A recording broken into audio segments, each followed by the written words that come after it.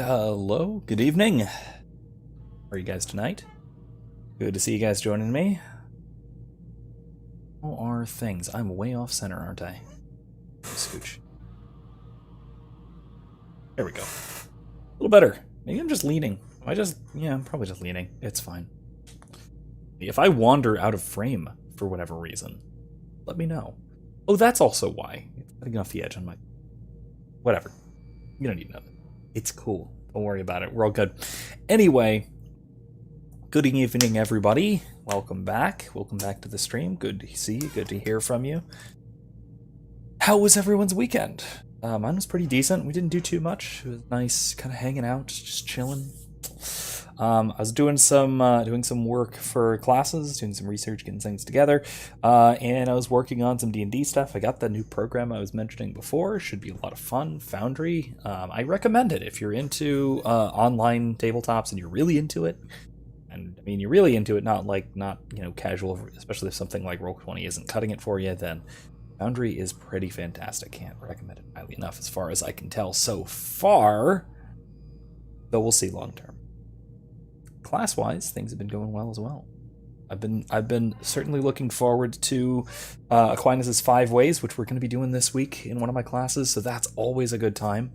If you have anything to think about or anything to say about any of those, I'd be happy to talk about it, because again, I love it. It is next to actually, I would have to say it's probably my second favorite part of the philosophy of religion class, because I honestly prefer Anselm, and I know that's a horrible thing for me to say, but especially to, people who like Aquinas as much as most people do, most Catholics do at least.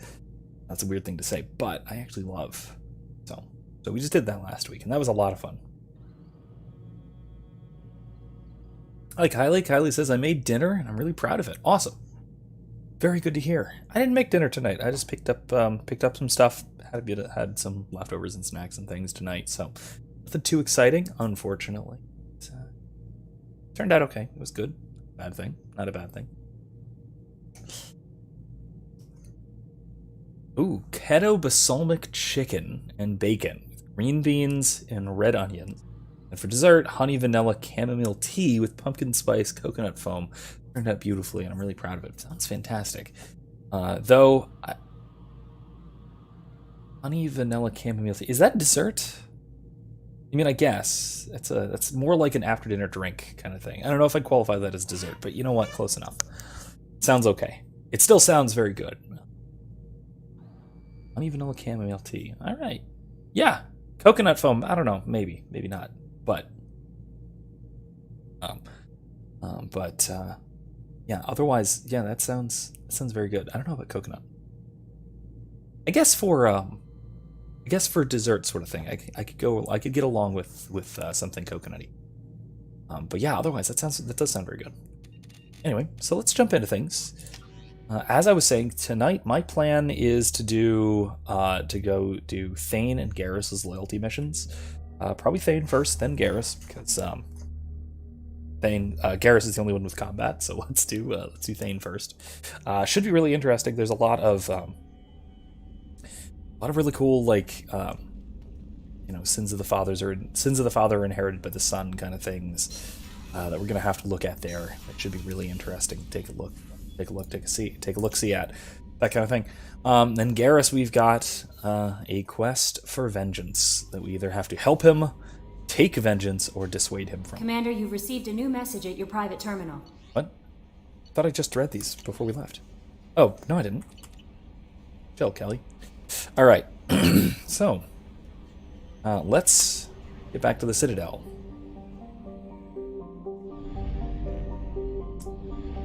Where were we? Oh, we were just helping Jack. That's right. So back to the Serpent Nebula.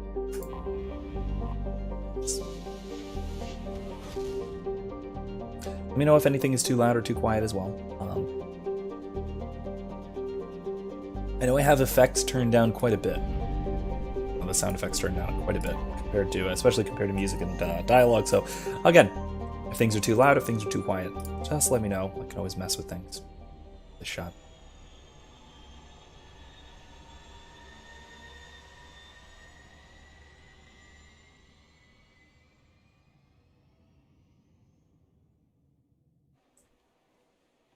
That's impressive. Also, I love that in the third game they drop a bit of lore to kind of hand wave away the whole like, why is the spaceship making sound in space that you can hear from in the space station? And apparently, the explanation for it is there are sound simulators, either in people's headsets, like if they're in communicators headsets, like if you're in combat or whatever, if you're flying a ship, it makes sound based on I suppose what sound the ship makes in atmosphere, or even just through speakers in the space station, like on the Citadel. I think that's really neat. That's a cool bit of world building to explain, something that we obviously... let's just do Garrus and Thane for both of these.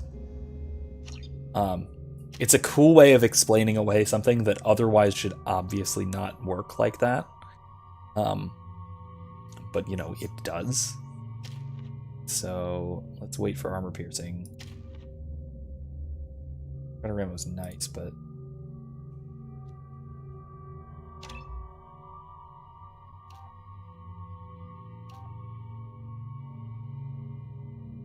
Let's go with heavy.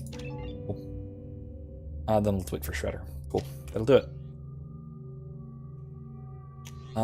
Yeah, I probably do want the arc projector, because there's mechs and things. Good, good, good. Alright. Sounds good. I've found references to a forger named Fade in C-Sec crime reports, Shepard. Perhaps that is a good place to start looking. Also, according to C-Sec, a Drell recently passed through customs. The C-Sec office may have more information. Alright. So let's check that out.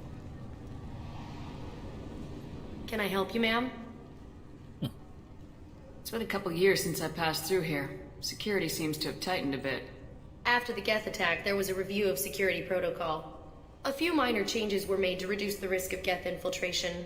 We apologize for the inconvenience. You think a Geth would stand out? Assumptions are dangerous. Be alert, be safe. Ah, security theater. Thanks That's for your always time. fun. Next. So again, this is the same kind of thing that we see with honestly post 9/11 and things like that, right? Where the security procedures that we're adding are clearly for show, right? The whole point is to make people feel like they're being protected, feel safer, even if it really won't help if Geth show up, right? If Geth show up, they are giant flashlight-headed robots. It's going to be obvious, But, they want people to feel safe, and so they put on the show. By contrast, let's see what Thane has to say. You'd think Citadel security would be the tightest in the galaxy. I know C-Sec too well to believe that's true. I see no fewer than 14 fatal flaws a skilled assassin could exploit. 8 of them existed when I was here 10 years ago. So there you go. Listen to the experts, right? You got former C-Sec and you got professional assassin, both of whom say that security in here looks really tight, but realistically is porous, positively porous. All right, so let's talk to Captain Bailey. Yes? My associate's trying to find his son. We think a local criminal may have hired him. That should be easy. We don't see many Drell here. There we go. One of my men reported a Drell recently. And he was talking to Mouse. Interesting. Mouse? Ah, petty criminal. Probably not the guy who hired your boy, but a messenger. He's a former duct rat. Runs errands for anyone who'll pay. What was it you called Mouse? A duct rat. It's a local slang for the poor kids who grow up in the station. When they're small, they tend to play in the ventilation ducts where adults can't get to them. Aren't the ducks dangerous? Every couple of months, we pull a little body out of them. Lacerated by fan blades, broken by a deadfall, suffocated by vacuum exposure. Those are just the ones we know about. More just disappear. Maybe they get sucked into space. Maybe they fall into the protein vats the keepers run. And Mouse survived long enough that he can't fit in the ducts anymore. He was one of the smarter ones, or the luckier ones. Oof. Yeah, so that's not a nice place, not a nice way to grow up. Again, I mean, it's just an urban center, right? It's just urban center on steroids in space. What sort of trouble has Mouse been getting himself into? Odd jobs for shifty people. Ducked rats take whatever's available to get by. Data running, fencing stolen goods, selling illegal VI personalities. Actually, he was selling one of you. Me? Yeah, when you erased a file, it would say, I delete data like you on the way to real errors. That's pretty extreme, Commander. Laugh it up, Garrus.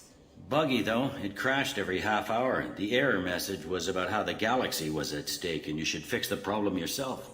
All right, I've I need heard one of enough. those. Mouse is usually upstairs outside the Dark Star. He works out of a public comm terminal. You should pick up a copy of the Shepard VI when you talk to him. It sounds like your boy's running with the wrong crowd. Oh, yeah. Yes, I agree. If Mouse can't get you in touch with your son directly, he'll know who can. I'll help you if you need it. You don't know us, Captain.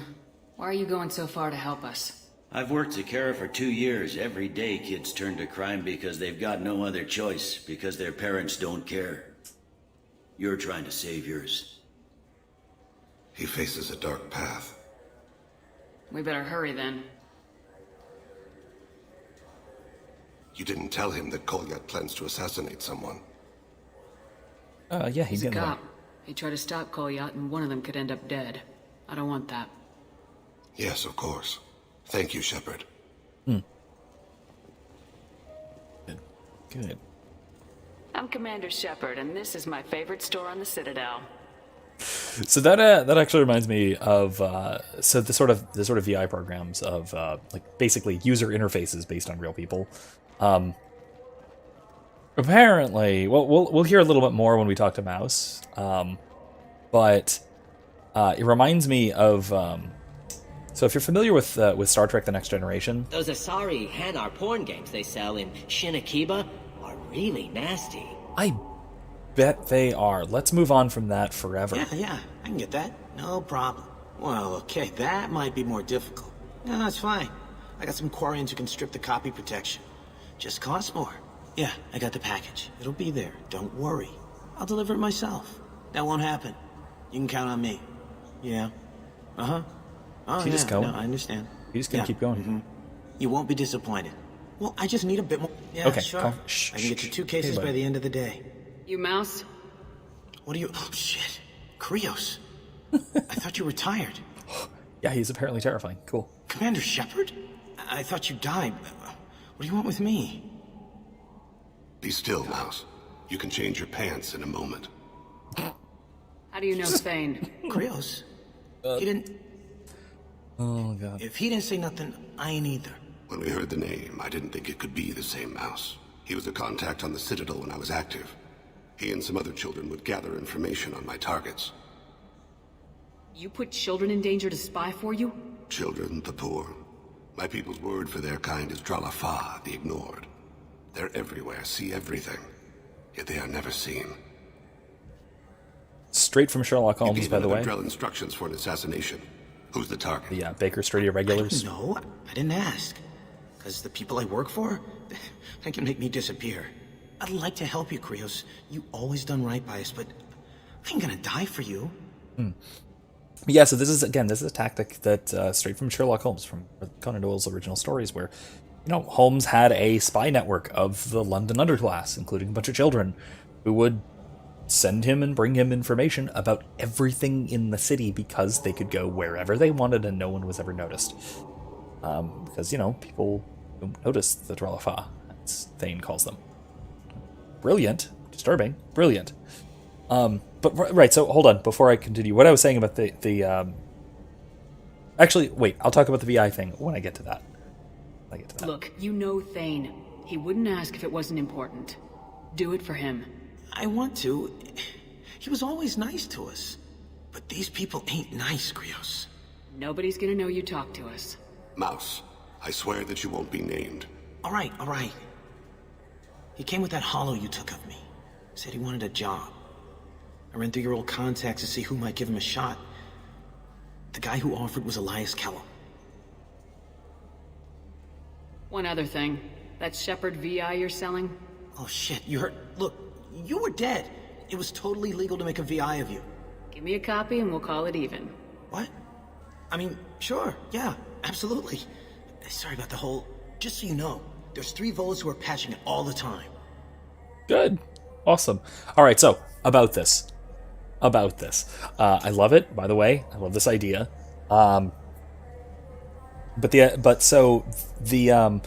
If you're familiar with Star Trek The Next Generation, you know that there is a default standard voice of the ship's computer that is standardized across all of Starfleet. Basically, every Starfleet, everything, ship, station, whatever, has the exact same voice and inflections of the ship's computer, and that's because it's the same voice actress. It is I forget her name, it's the same one who played Counselor Troy's mother.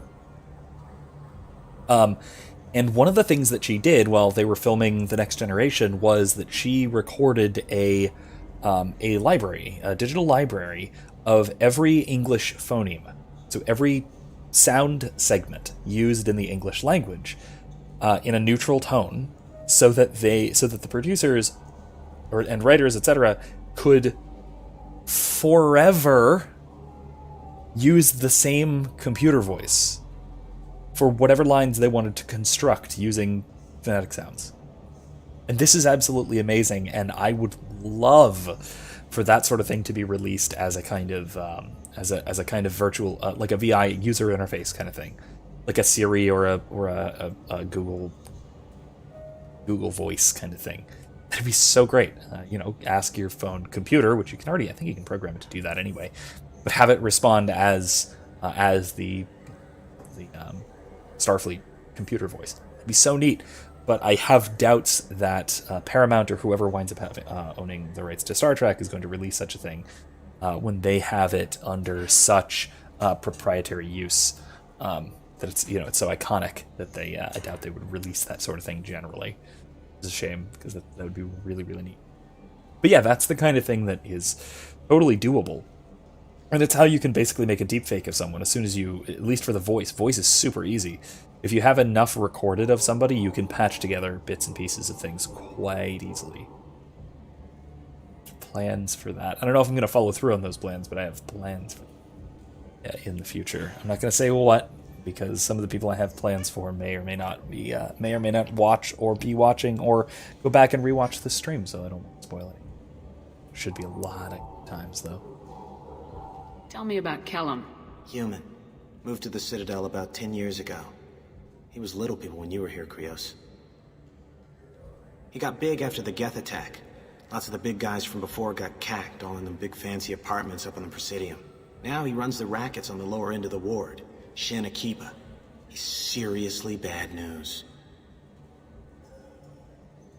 I just had another associated good idea. Anyway, I'll figure that out as we go forward. Don't worry. Don't worry about it. Mouse. Yeah. Hope I live long enough to pat myself on the back. Kellum will never know. I hope not. I'm out of here, Krios. Next time you're in town, just don't bring the family. I mean, Kolyat's not so bad. He's not so bad. He's in a really bad place right now, but he's ultimately not so bad. That couldn't have been easy. Mouse knew more about my life than Kolyat ever did. He smiles up at me, broken teeth and scabby knees, bare feet black, a dead-end future looking up at me, worshipping the petty gifts I offer. I was the only good thing he had back then, but I left him as I left Kolyat. Mouse said you had a holo of him. Yes. A foolish bit of sentimentality. I can perfectly recall every moment I spent with Mouse. He pulls at my arm, smiles. He wants to know that I'll remember him, that anyone will remember him. I take the holo. He smiles at himself in miniature on my palm. Then a frown crinkles his brow. He pats my pockets, checking for other holos. Where's your son, Krios? He asks. I mean, again, sentimentality, because Thane being a Drell doesn't really need mementos like that to remember everything absolutely perfectly. But, yeah, but really that does show a kind of... He very much is the accidentally absent father, who's always out away on work, who's always doing his own thing, and now it's coming back around. And now Kolyat his son is in all sorts of trouble, and he has to try and mend that bridge. He has to come back around and try and fix things. Which again, it's his thing. It's his whole arc here in this game. Because he's so close to the end of his life, and he knows that he's going back and trying to redeem himself, and trying to fix the things that he's caused to be. He's trying to make right the things that he's made wrong. Balance the scales, if you want. And again, it's really, really similar to the kind of arc that we see in Red Dead with Arthur. So there, my streams are kind of together, you know? Don't blame yourself. If I don't, who will? We must carry the weight of our decisions, Shepard. You, of all people, know this. Let's head back to Bailey. Ooh, it's harsh. It's good. It's harsh. I'm Commander Shepard, and this is my favorite store on the Citadel. I don't need that. Sniper rifle damage, I don't use those. Use assault rifles. I'm going to keep an eye out for assault rifles. Oh, I need to buy new fish, unfortunately. Same. It's a shame. My poor fish. Feel bad. One time I didn't feed him. That's all it takes. All it takes. I'm Commander Shepard, and this is my favorite store on the Citadel. I love this stupid advertising sense. Alright, cool. There we go. Oh, Model Sovereign. How did I not have that? Awesome. Alright, got me some fish. Is there more over here? Remember. Cafe. I hear this is the best place for food on Zakara Ward. Okay. You heard wrong. This is... Right. Yes? Can we talk about my associate's son? You talked to Mouse? Did you get the name of the guy he's working with? Elias Kellum. Kellum. Shit. Look, this is awkward. Kellum and I have an agreement. He doesn't cause too much trouble and buys tickets to the C-Sec charity ball from me. In return, I ignore him. Everyone knows C-Sec doesn't have balls. He pays you off. You were eager to help us before. What about now? Is it too inconvenient? I said I'd help. It's just there'll be repercussions if I don't handle it right. He and I give each other space. It keeps the peace. I'll get some of my people to bring him in and set him up in a private room. You can interrogate him yourself. I'll stay out of sight, and if I'm lucky, Kellum will believe that I had nothing to do with it. Well, okay. This sure is awkward, but, you know, the realities of corruption staring us in the face.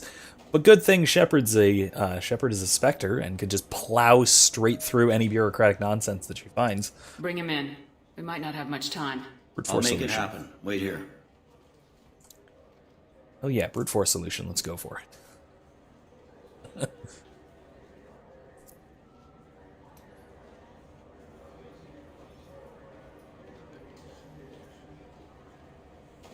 We've got Kellum. Tell Bailey we're ready.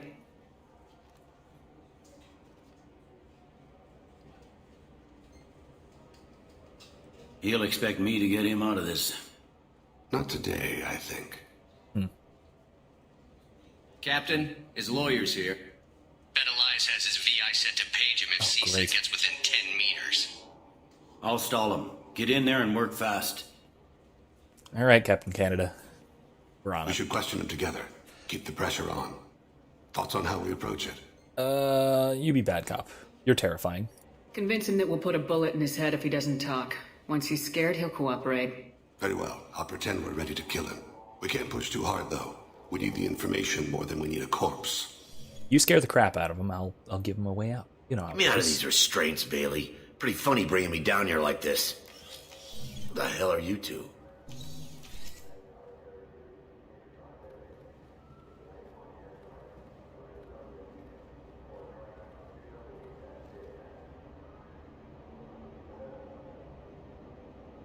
Bailey has nothing to do with this. We just want a few answers.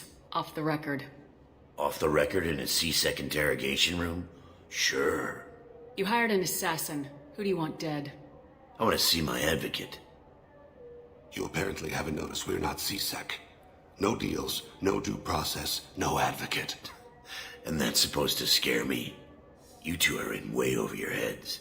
Bailey won't let you touch me. Bailey doesn't know you're here, but he will, after we're done. You're not the only one who can buy off CSEC, Kellum. What are you, frog boy? Her little apologist? What, kid? You gonna bore me into confessing? You ain't shit. Come on. Works for me. No! Okay. Do you know what I'll do to you when I get out of here? Keep it up, tough guy. You'll leave in a bag. Go to hell.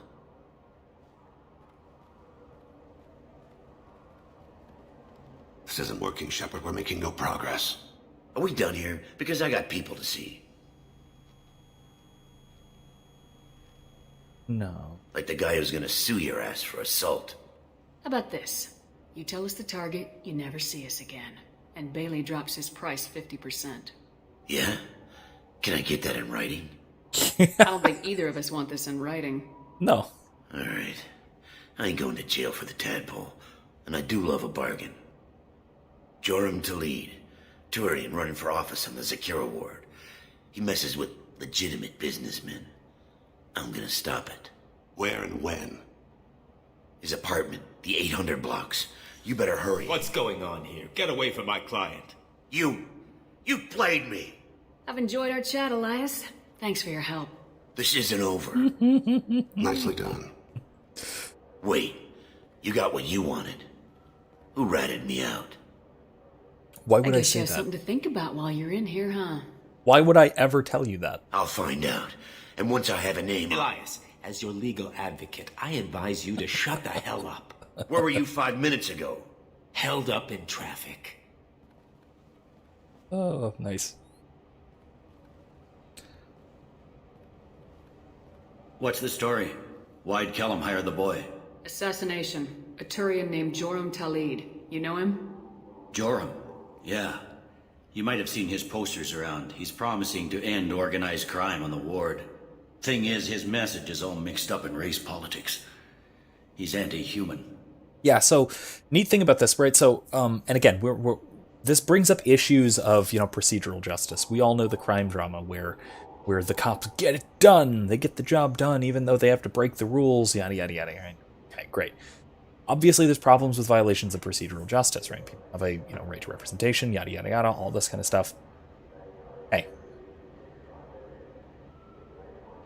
Excuse me. This is less of... So I think this is less of an issue, in part. First of all, I mean, if we want to get technical, right, Shepard and Thane had probable cause, if we want to put it in legal terms. Okay. Moving on from there, though, he's clearly not being prosecuted for this, right? Because everything that Thane and Shepard got from him is for damn sure inadmissible, at least if Citadel courts work anything like, Earth courts, or American courts at least. American or Canadian for that matter. If that is the case, right, then everything that they just got from him, even if it was recorded and everything, is definitely inadmissible. So it's not like he's going to be arrested or anything for what he's doing here, but Shepard and Thane now get to go and stop the crime from happening in the first place. So this is one of those sort of end runs around procedural justice for the sake of a righteous outcome, that sort of thing, without actually stepping on the toes, technically speaking, of procedural justice, because again, it's not going through the legal system. There's a lot of lying and fraud going on, but that was already going on. So again, if we put it in legal terms, he has stopped himself from legitimately expecting or being able to expect truthful dealings from people associated with CSEC, especially indirectly. So again, estoppel just means that if you don't agree to a principle, if you don't follow a principle, then you have no right to demand that others interact with you in the same kind of way. So again, here because he's being dishonest with his bribery and that sort of thing, then he should not have a right to expect that people working with, indirectly at least with, CSEC should be honest and straightforward with him as well. It's a kind of natural consequence of outlawry. Right? If you act outside the law, you can't and shouldn't expect the protection of the law. Wrapping together. Are things so bad that people can openly campaign as anti-human? Before the Battle of the Citadel, the alien population thought we were violent upstarts. Look what's happened since then. A human fleet guarding the station for months. C-Sec filled with humans. Anderson does what he can, but some people have lived on the station since before humans had starships. They see it as a coup. Yeah, that's another one of those things where the whole it's been 30-something years since humans had first contact at all. That's a good enough reason to be a little bit trepidatious of human dominance, which is certainly what something like this seems like. If a majority votes for him, like it or not, that's how the system works. How do I say that? That's a nice ideal, Shepard. Yeah, I'm kind Sergeant, of worried about that. Get a patrol car. These two need to get to the 800 blocks. Yes, sir. I mean, not that he should necessarily be assassinated, but he's certainly being duly destructive. So, democracy can have bad outcomes, and therefore be, a bad thing in those cases. This case, for example. There he is, white suit guy. There he is. How do you want to play this? Follow the lead on the maintenance catwalks. Tell me what he's doing. The Krogan bodyguard will make him easy to follow. Where will you be? Blood pack. The darkest corner with the best view.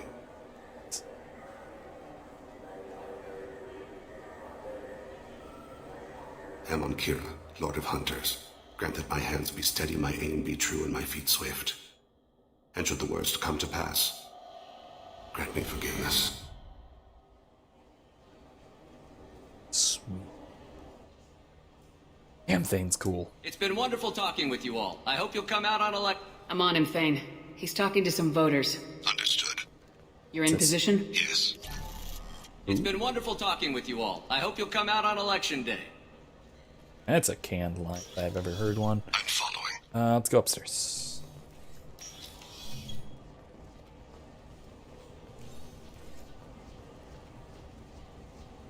Go. Have you got him? Looks like he's talking to another voter. Any sign of call yet? No. I'm moving to another position. Ahead of him. It's been wonderful talking with you all. I These are hope nice you'll little come out on benches and Election Day. stuff. Like this. This is a nice setup. Moving on. No problem so far. A keeper. But yeah, so there's once again, this kind of really raises an issue that I've raised before, sort of on the other end of it, at the other side. This idea of racism. Right? Do you have the target? I've got him. It's a weird case of racism compared to what we are used to, right? We're used to, humans being racist against other humans, of different ethnicities and that sort of thing.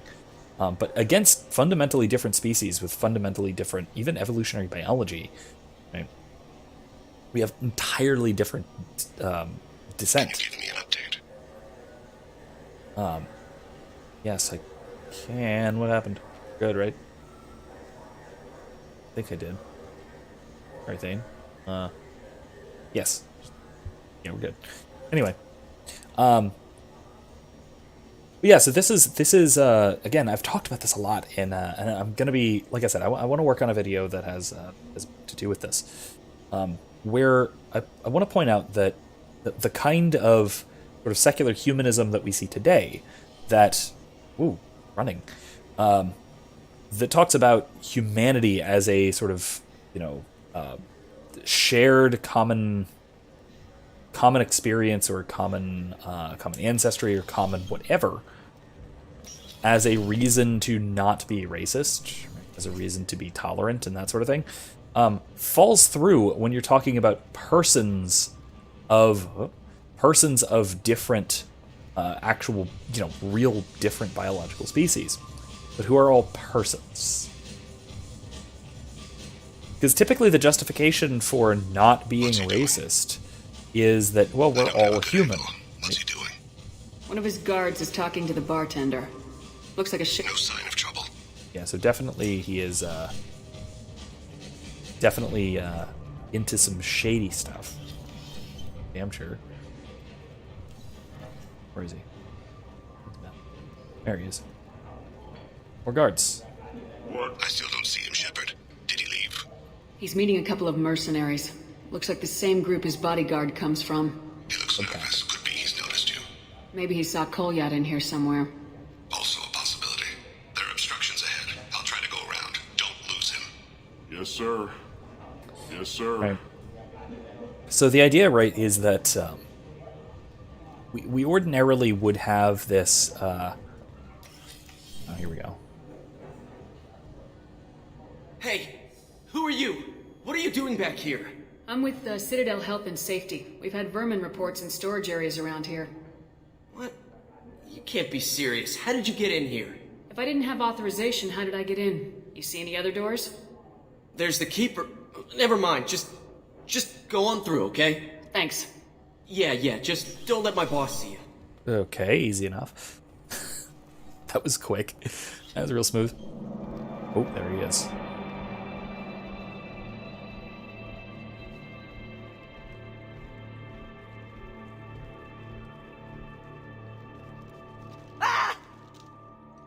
Kolyat!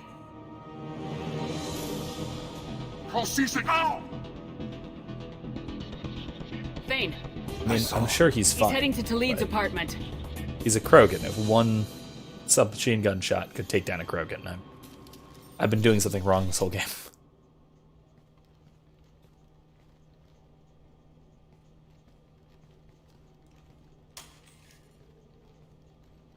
Kolyat.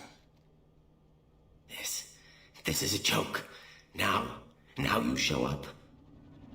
Help me, Drell. I'll do whatever you want. C-Sec, put the gun down, son. Get out of my way. I'm walking out. He's coming with me. They'll have snipers outside. I don't need your help. What the... Talid, get the hell out of here. There we go. Yeah, I will. Yeah, Kylie, I guess no Take one the else boy is into saying much. custody. Yeah, You it's for son of a yourself. bitch. Whoa there, buddy. Your father doesn't have much time left, Kolyat. He's trying to make up for his mistakes. What? So you came to get my forgiveness? So you can die in peace or something? I came to grant you peace. You're angry because I wasn't there when your mother died. You weren't there when she was alive. Why should you be there when she died? Your mother. They killed her to get to me. It was my fault. What? After her body was given to the Deep, I went to find them. The Triggermen, the ringleaders. I hurt them. Eventually killed them. When I went back to see you, you were... older. I should have stayed with you. I guess it's too bad for me you waited so long, huh? Kolyat, I've taken many bad things out of the world. You're the only good thing I ever added to it. This isn't a conversation you should have in front of strangers. Boys, take Kolyat and his father back to the precinct. Give them a room and as much time as they need. I'm surprised you're letting him do that. You think he's the only man who ever screwed up raising a son? I have to get back to the precinct. Come on, I'll give you a lift. Nice. That's good. Yeah. So the other thing I wanted to point out, right? So what I was talking about this kind of interspecies racism, Turianism in this case, or whatever the case might be, right? It's this. It's the kind of. Erica says this game should be called Mass Effect Daddy Issues. Oh god. Yeah, pretty much. Jack, Jacob, Thane, Miranda, Tally, Grunt. Does Samara count? Mommy issues. That she counts, right? I think. That's fine, that counts too. The only squad member... There are 2 squad members who do not have explicit daddy issues in this game. Garrus, who has daddy issues in 3. And 1 in 3, actually, both 1 and 3. And Solus, who does not have daddy issues at all. He has genocide issues. I think that's worse. Otherwise, everybody has daddy issues. God. Yeah, solid point. Very solid point. Oh my gosh. Yeah, I mean, absolutely. Either issues with their fathers or issues being fathers and or mothers. Anyway. Yeah, so like I said, I am going to have a video on that at some point relatively soon, hopefully. I need to for in a few weeks for class. Should be up and ready in soonish. I still need to do some research, put things together, that kind of thing. The kid's been through a lot. I ran some searches in the CSEC archive. About 10 years back, a bunch of real bad people were killed. Like someone was cleaning house. The prime suspect was a Drell. We never caught him. Just let it go. Just let it go, Cap. 10 years is a long time. Whoever was responsible for that probably doesn't exist anymore. Yeah, I guess you're right about that.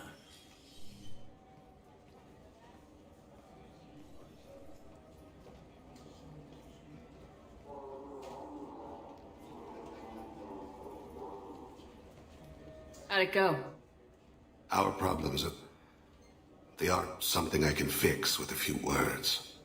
We'll keep talking, see what happens. Your boy shot some people. No one I feel sympathy for, but there it is. So that's good. And I guess I really like that too, that it's not just like they reconcile and everything is fine. I really like that they treat it seriously. Like, this is a recovery process, because, you know, he's been gone for at least 10 years, and even before that he wasn't exactly active in calling out the life. So I like that this has to be a kind of gradual process, and we kind of see some of the results of it later on, which I really like. I really like that. I watched those guys shaking down businesses and threatening humans. But he can't just get away with it. The kid wants to make a difference. Give him community service. Community service for attempted murder? What jury would agree to that? None that I've seen. This would need to stay out of the judiciary, strictly within CSEC. Somehow. Interesting. I'll think about it. Thank you, Captain. I don't know how he would possibly have the authority to do such a thing, but okay. Let's just assume that that's how the judicial system works on the Citadel. Why not? Yes? Alright. What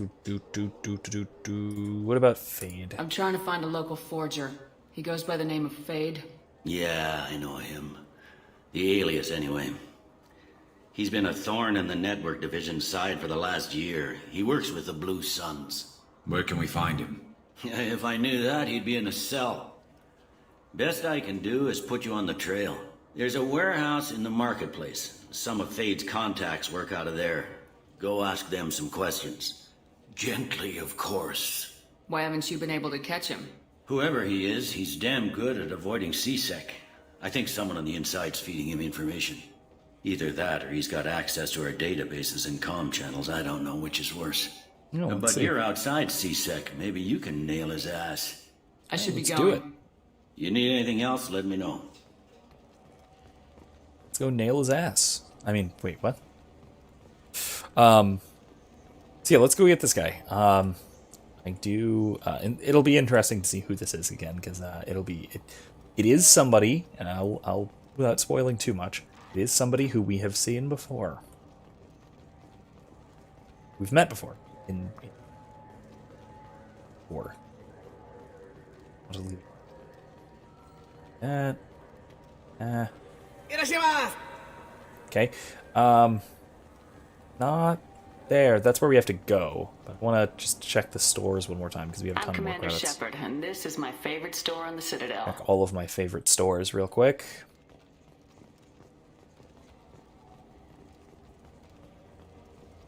I'm I'm Commander Shepard, and this is my favorite store in the Citadel. I love that so much. Shepard records a ad for literally every store she comes across. Wait, this was a trick, wasn't it? Okay. You sent me to the wrong place just to get me to leave. I wouldn't know anything about that. Been trying to get this refund for 2 years. 2 years! I'm not giving up now. You'd get a lot farther in life if you just held on to your service orders and receipts. God. Yep, told you. Remember this? This is the guy from the first game. 2 years ago. Who was trying to return his what is it, Omnigel converter, I think? Down in the wards access. Remember that? That was great. Alright, let's see what's up here.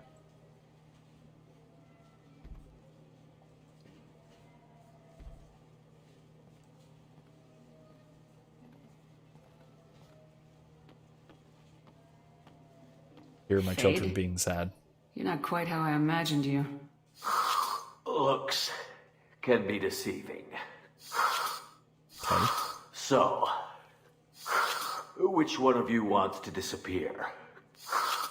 I'd rather see you make someone reappear. That's not the service we provide. Make an exception. Just this once. Garrus, where did you even get that? Quick! Shoot them! Shoot them, you lumbering mountains! Too slow. Why do I even bother? We're looking for someone. A client of yours. Not mine. I'm not Fade. I just work for him. All right. Sort of. I knew it. Well, then maybe you'd like to tell us where to find him. Can't guess? Of course. He's in the factory district. Works out of the old prefab foundry. I know the place. He's got a lot of mercs there. Blue Suns. Harkin thinks they're protecting him. Harkin. What do the Blue Suns have to do with this? They use his services to help their people infiltrate businesses and various organizations here on the Citadel. Bastard. He's using CSEC to help those scum. No. Well, not really.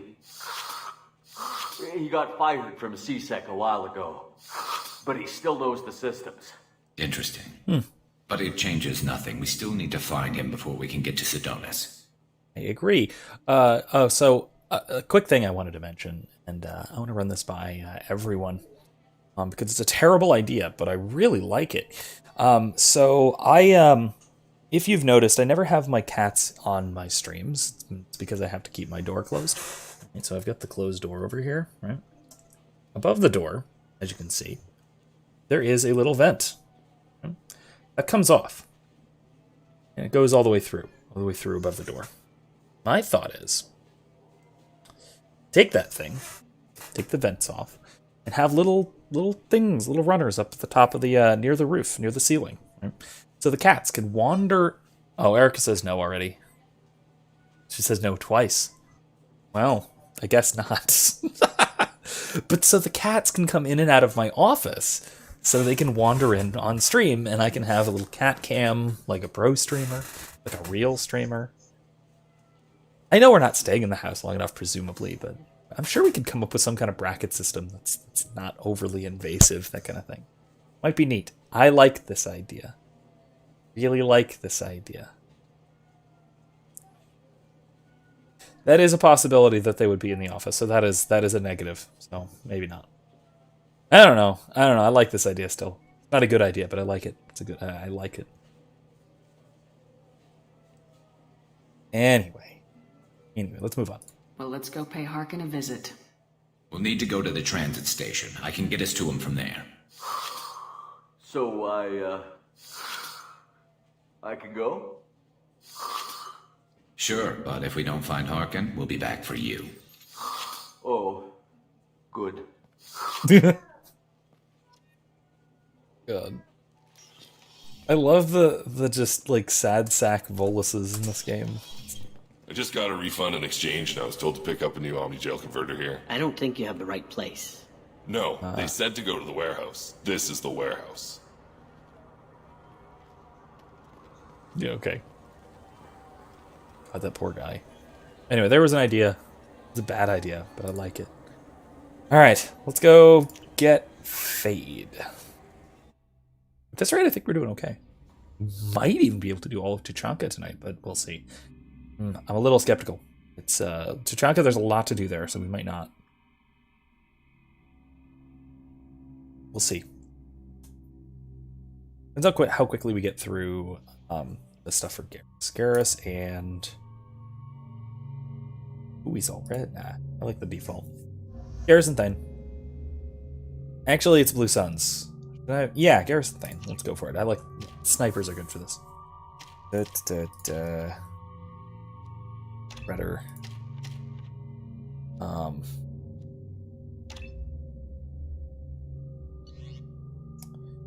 Arc projector, yeah. Let's do it.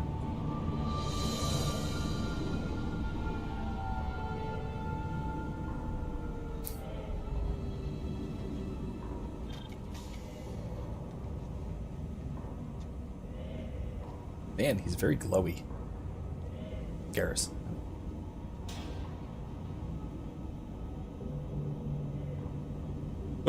Oh, hi, Harkin. There he is. Remember this guy from the first game? Shepard? Don't just stand there. Stop them! Stop them! Right. Run all you want, Harkin. We'll find you. Everyone get to cover. Oh, take cover! This should slow him down. Excellent shot.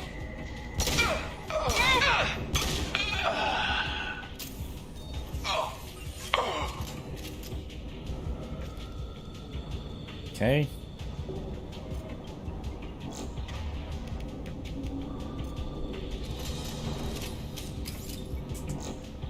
Right. And 30 Shredder in. Switch up.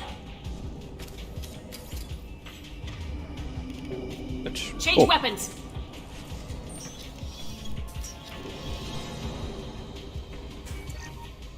Crash. Head kit. Move on. Backup systems engaged.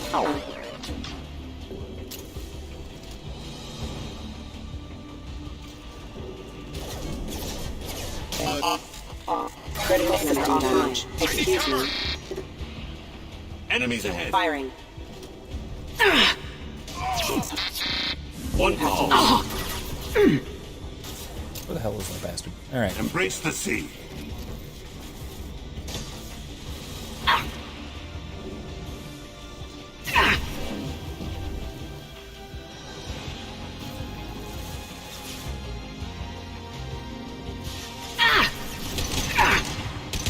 And stay now. There we go.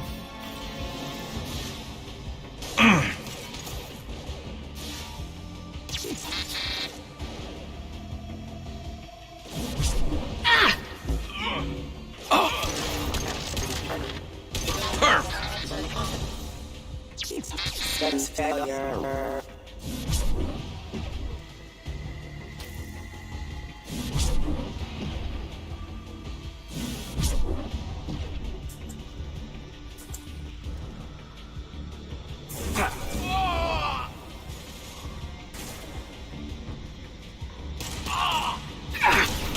Hostiles!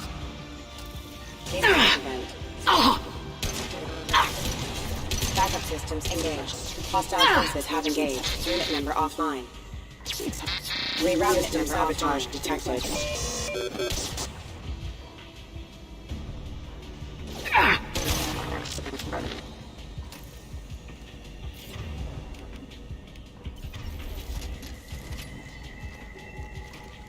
Okay.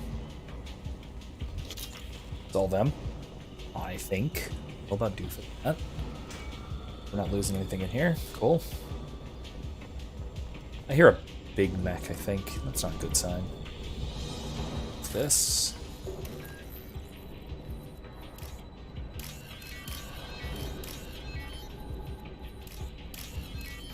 Done. Anyway. So, one of the other things that has been upsetting me a bit lately has been some of my students' propensity Harkin's in here somewhere. I can smell him. Some of my students' propensity for subjectivism. This is about subjectivism with respect to values of all sorts, right? So this can, with respect to, in general, any of the transcendentals, really, which is very strange. Primarily, this is subjectivism about aesthetics, so about beauty. That the whole beauty is in the eye of the beholder, that sort of thing, which ultimately is nonsense, right? And again, I've talked about why, and I very strongly hold to the idea that beauty is objective, right? It's, at least almost entirely objective. The hell? Allied force casualty. There. Status failure. And again, I can talk about why that's the case as well. If it's not clear enough from what I've said before, yeah, all that stuff. Right. Careful. Impact imminent. But in any case, right? Scratch one. I thought he had cheats. There we go. Right, in any case, the main point why I see this as an issue is that subjectivism with respect to beauty quickly becomes subjectivism with respect to ethics, right? So the good, and it becomes subjectivism.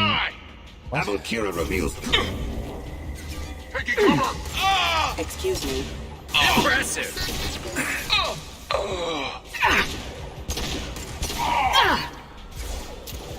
What else to worry about? This should punch through their armor. Yeah. Anyway, so subjectivism about beauty, about aesthetics, quickly becomes subjectivism about ethics, about the good. And so we have trouble saying that such and such is objectively good. Obviously, this is an issue when it comes to ethics, but also when it comes to just about anything that we say one ought to do in any circumstance, even non-ultimate questions, right? Instrumental goods, right? Do this for the sake of that, even things like that, kind of get undermined with too strong of a sort of too strong of a dose of subjectivism, if you will. And this obviously this becomes a problem in ethics, right? It becomes the issue Getting of close. Not being able to differentiate good from bad, right from wrong, that kind of thing. Enemy.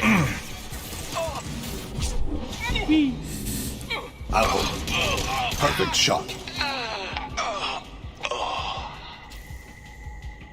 But then also, this even edges into subjectivism about truth, about reality. For some of my students, they even have a hard time affirming that certain claims are true and other claims are false. Right? It should be a very easy thing to affirm, right? That certain claims are true, other claims are false. But this is treated as controversial by quite a few of my students, which is disturbing to me. This is so common of an outlook. And it really is kind of the... Heavy mech overhead. Watch out! To an extent, sort of the default way of viewing the world with our sort of current... Switch up! Oh, great. Oh, jeez.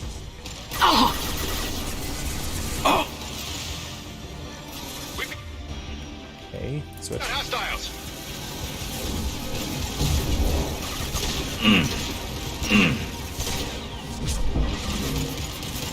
I'll hold them. Ooh, got him. Anyway, this is, as I said, I think sort of the default way of viewing the world, which, to my mind, is rather disturbing. I think it should be somewhat disturbing to think Change that weapons. our kind of default way of viewing the way things are is that there is no particular correct way of viewing the way things are, right? Now, not only is this obviously self-defeating, right?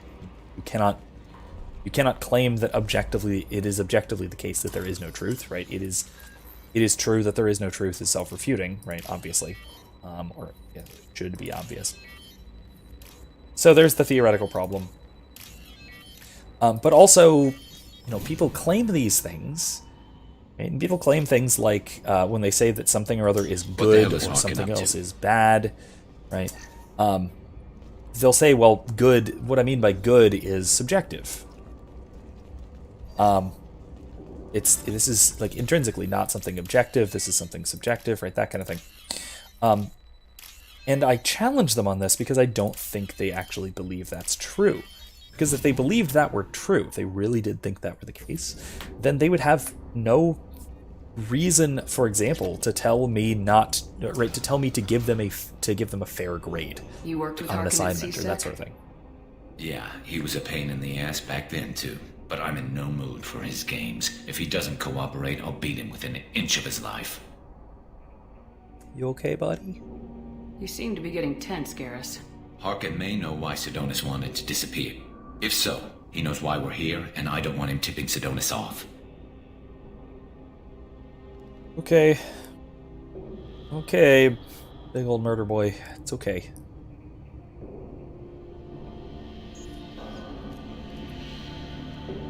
What next? Did you see that? I saw something. He's getting ready for us. What do you think Harkin's got waiting for us in there? Not sure. It looks like an industrial complex. Heavy machinery. Could be anything. Something's in there. Probably more blue suns. Harkin's kind of trapped himself in a corner. He must have something in store for us. You still planning to kill Sidonis when we find him? That's the plan.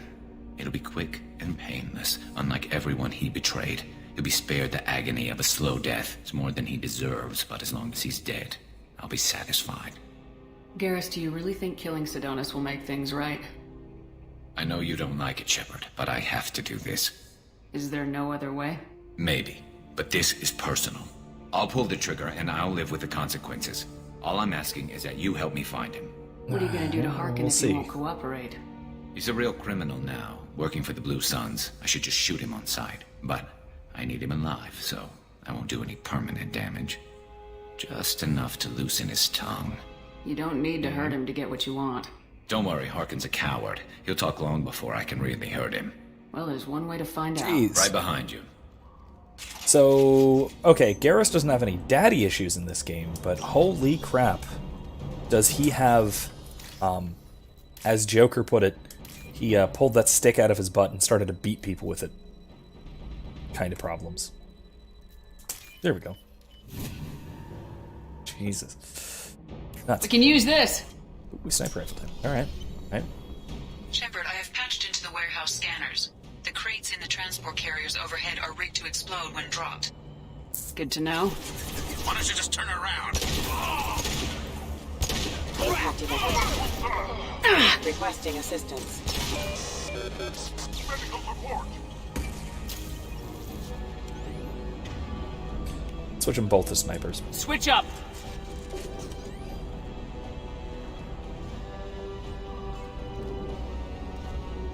Okay.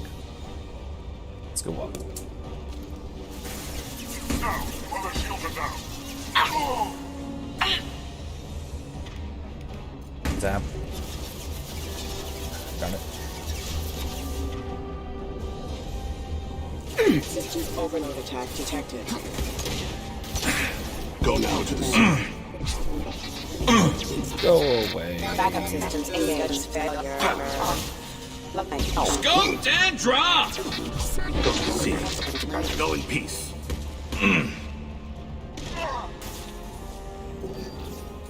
Oops. Anyway. Firing a high-impact shot!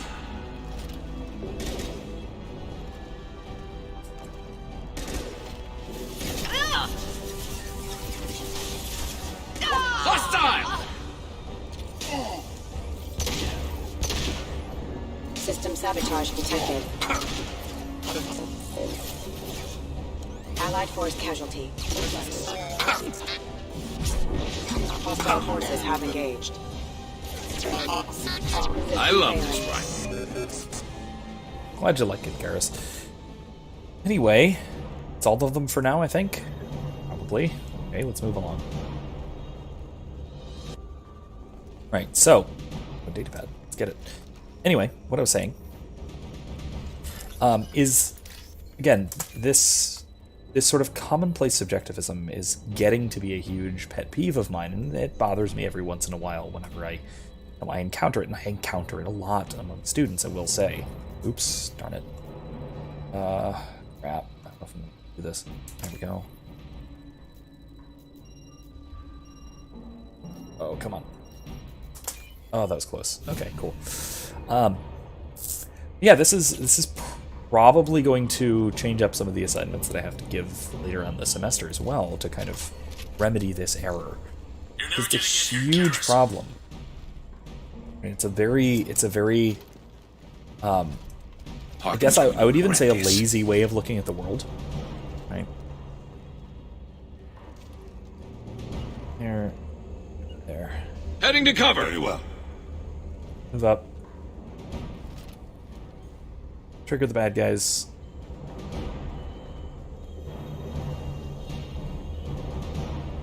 Oh, crap.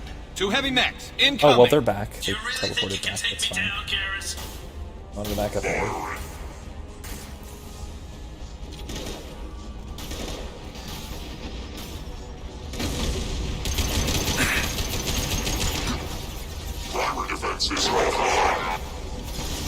Destabilizing their bodies.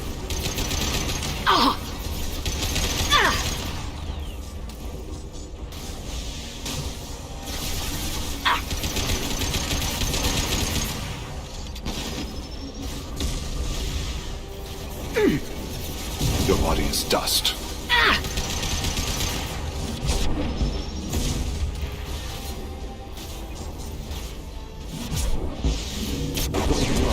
Whoa!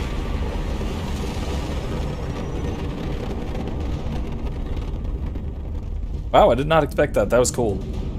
That was really cool. Alright, I need ammo really desperately. Oh my god.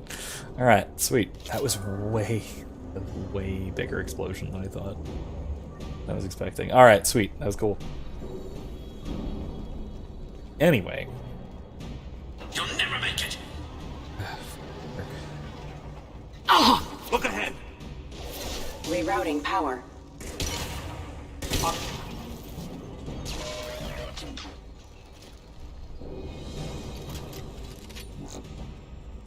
So, anyway.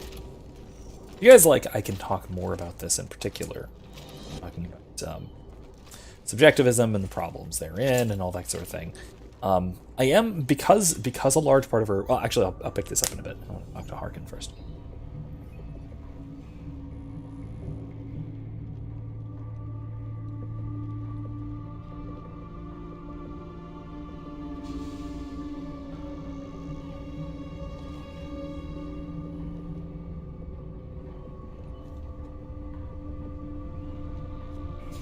You were close, but not close enough.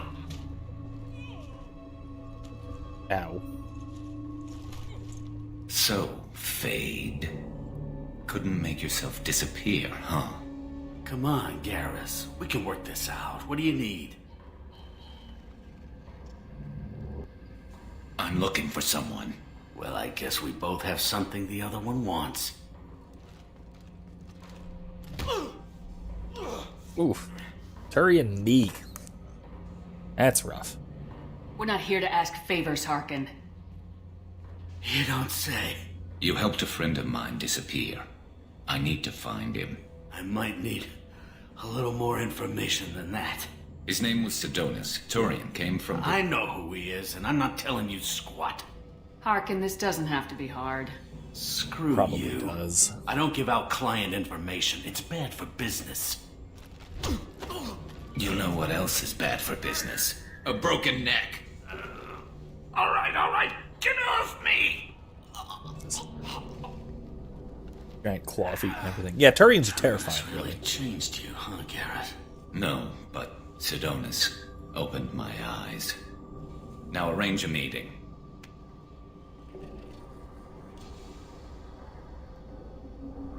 I'm going.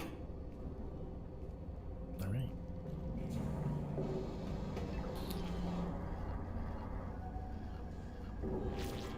Yeah, it's me. There's a chance your identity may be compromised. That's why I'm calling. I'm sending an agent. Where do you want to meet? All right, he'll be there. Don't worry, I got it covered.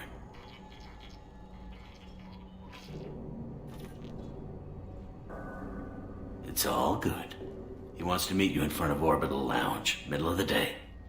So, if our business is done, I'll be going. I don't think so. You're a criminal now, Harkin. So, what? You're just gonna kill me? That's not your style, Garrus. Is it? Kill you? No. But I don't mind slowing you down a little. Whoa. You don't need to shoot him.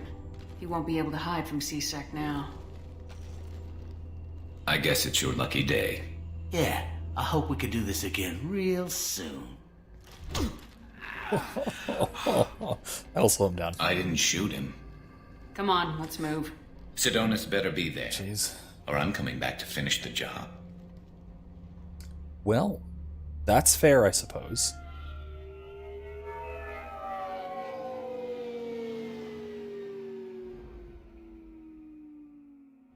Harkin's a bloody menace. We shouldn't have just let him go. He deserved to be punished. Getting a little worried about you, Garrus. You were pretty hard on Harkin. You don't think he deserved it? This is not like you. What do you want from me, Shepard? What would you do if someone betrayed you? I'm not sure, but I wouldn't let it change me. I would have said the same thing before it happened to me. It's not too late. You don't have to go through with this. Who's going to bring Sidonis to justice if I don't? Nobody else knows what he's done. Nobody else cares. I don't see any other options. Yeah, so Garrus has a point here. Yeah, that's what I would have said until it happened to me. It's really important for us to notice that it's very hard for us to know exactly what we would do and how we would behave and how we would choose to act in a difficult circumstance. Right? You might think that you're particularly virtuous, but under the right circumstances, it's very hard to tell what you could be pushed into doing. Right? And this is something I was talking to somebody about this week. A good example of this is Breaking Bad, right? Where Walter White, the main character, is from the start a mild-mannered, seems to be a good man, but he's pushed to make compromise after compromise after compromise, and he's tumbling down this sort of hill until he is not just a drug dealer. Not only is he cooking meth, but also selling it, and then also he's basically running a drug empire. He's directly killing people. He's a murderer. So he's making compromise after compromise. Further, we don't know how we would act. We don't necessarily know how we would act under certain circumstances. We have to hope that our virtue is strong enough, and we can do certain things to sort of strengthen that virtue. And I've talked about this before, right? You can sort of practice this, right? Practice making the right decision in small matters, so that when something big comes, you might be able to do the right thing. Or even, right, again, mental rehearsal. Thinking through what you would do in a given situation, in especially difficult situations. Knowing what the influencing factors would be so that you can mitigate them, that sort of thing. Right? So I've mentioned the Milgram experiments before. This is another good example of this, right? Most people say that they would not, they wouldn't go through with Milgram-style experiments, right? They would stop even if they were ordered to effectively torture and kill someone. They were told to do it, and they were absolved of responsibility, legally at least. And they'd say, no, I would refuse.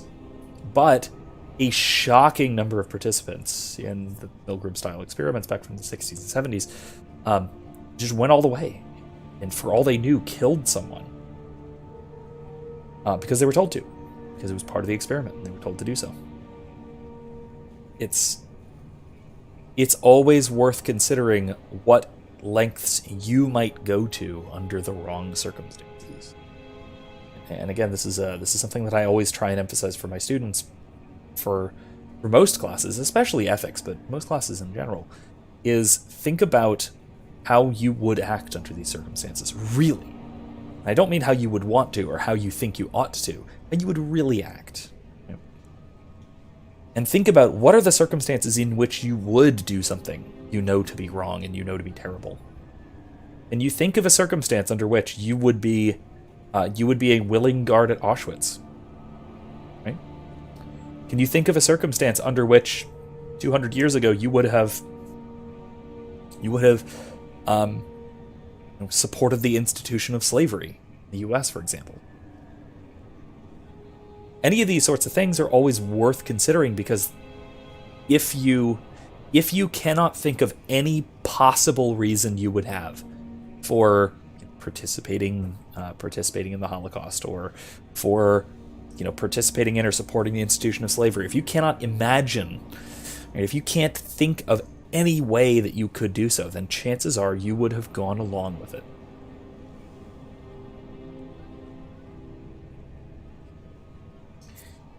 And again, I'm not innocent of this.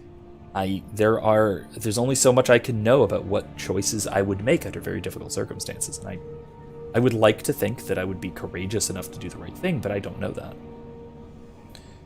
I typically am, like I said, you may have noticed, I'm typically more or less, forthcoming about things that otherwise would be, unpopular and that sort of thing, right? I don't have much in terms of social shame, because I don't think I have anything to be ashamed of, right? You're being canceled or anything like that, right? But at the same time, I don't know if pressure were on or if things were difficult or whatever. You never know.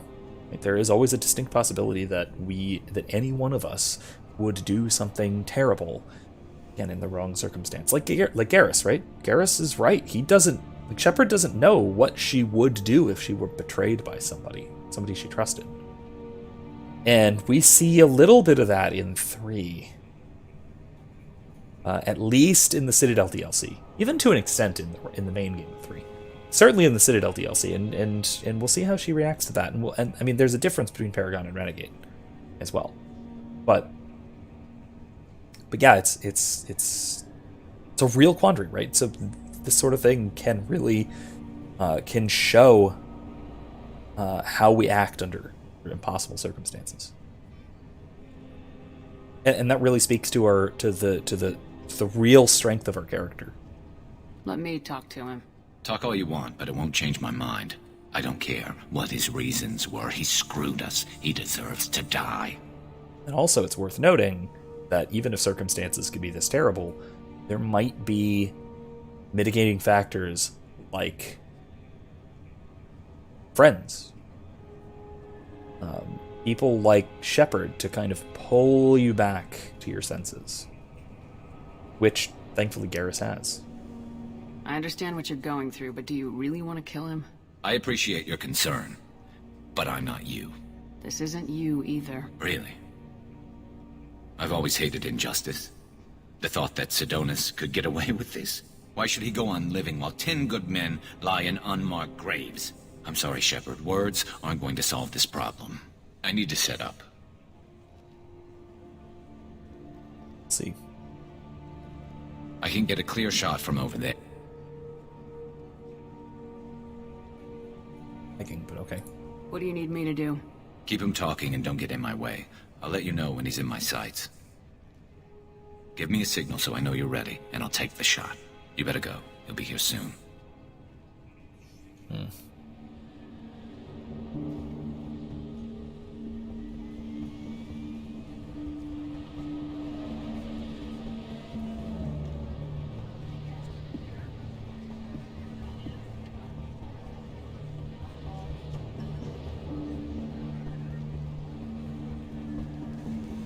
Shepard, can you hear me?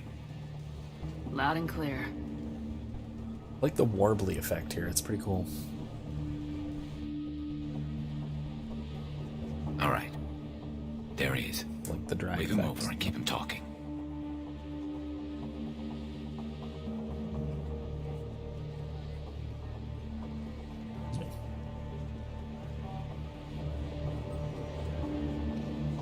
Let's get this over with. The little mandible twitches. That's great. You're in my shot. Move to the side.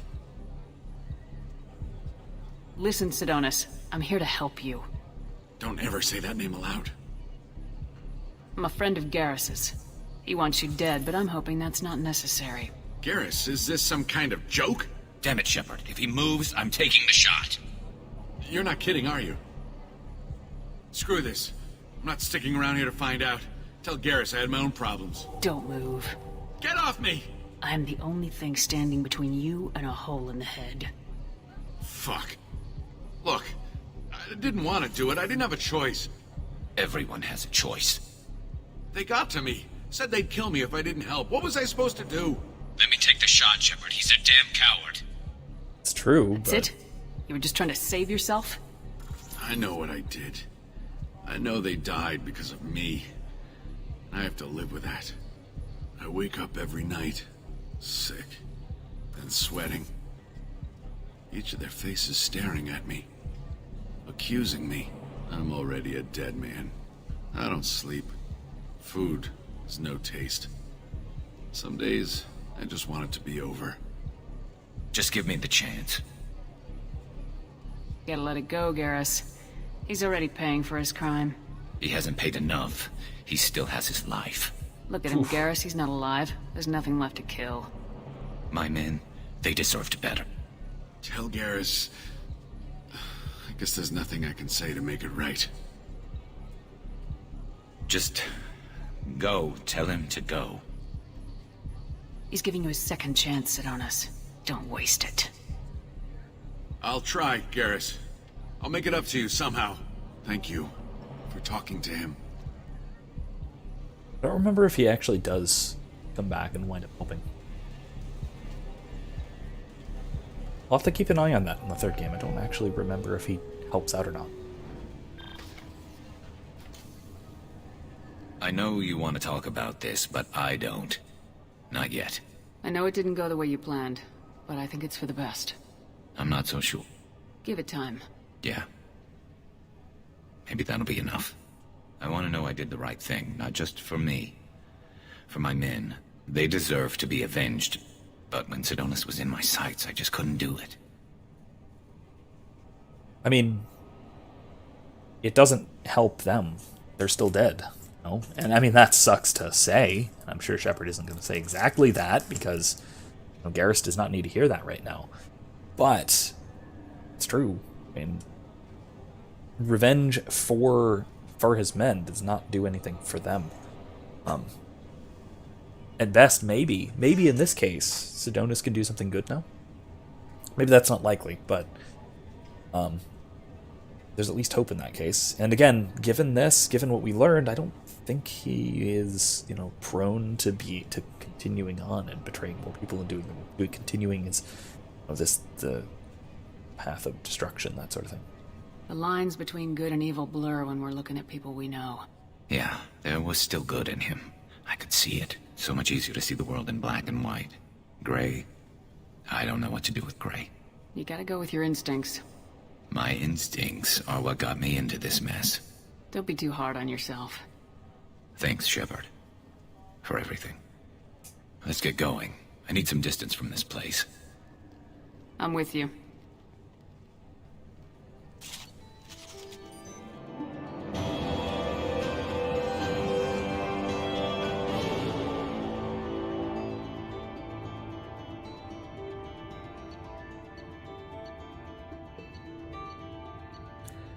Yeah, that's rough on Garrus, man. Again, it's not like any of the companions have it easy in terms of their loyalty missions. But yeah, this is really one case where Garrus is kind of deciding who he is. And I think even kind of more so than some of the other squad mates. All right, let's head back to the ship, and yeah, honestly, let's go to Tuchanka. We have plenty of time. We got an hour and a half. I think we can do it. With Grunt and Morden. Who should we do first? Thoughts on whether we want to help Morden first or we want to help Grunt first? It's been a while since we've done anything with Morden. I think that was a little longer, too.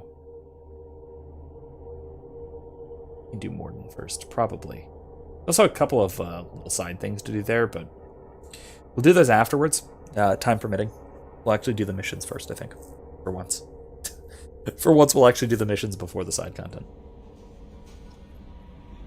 How may I help you, Commander? Is there anything I should know? You have unread messages at your private terminal. Anything else, Commander? That'll be all. Take care. Real quick. Commander, you've received a new I message know. at your Let's private go up, terminal. let's feed our fish, and we'll check our messages and go and see how Garrus is doing before we move on. Oh, Pragia facility. Oh, Jack's old home. Cerberus intel. Commander Shepard, contacting you per Elusive Man's instructions. He believed you would want to know that he had ordered Subject Zero's project shut down before the riot broke out. Cerberus personnel arrived to find all guards dead, along with most of the subjects. Oh, excuse me. Any surviving children were treated for injuries given mild and amnesic treatments. That's sketchy. Delivered to Alliance facilities as survivors of slaver attacks.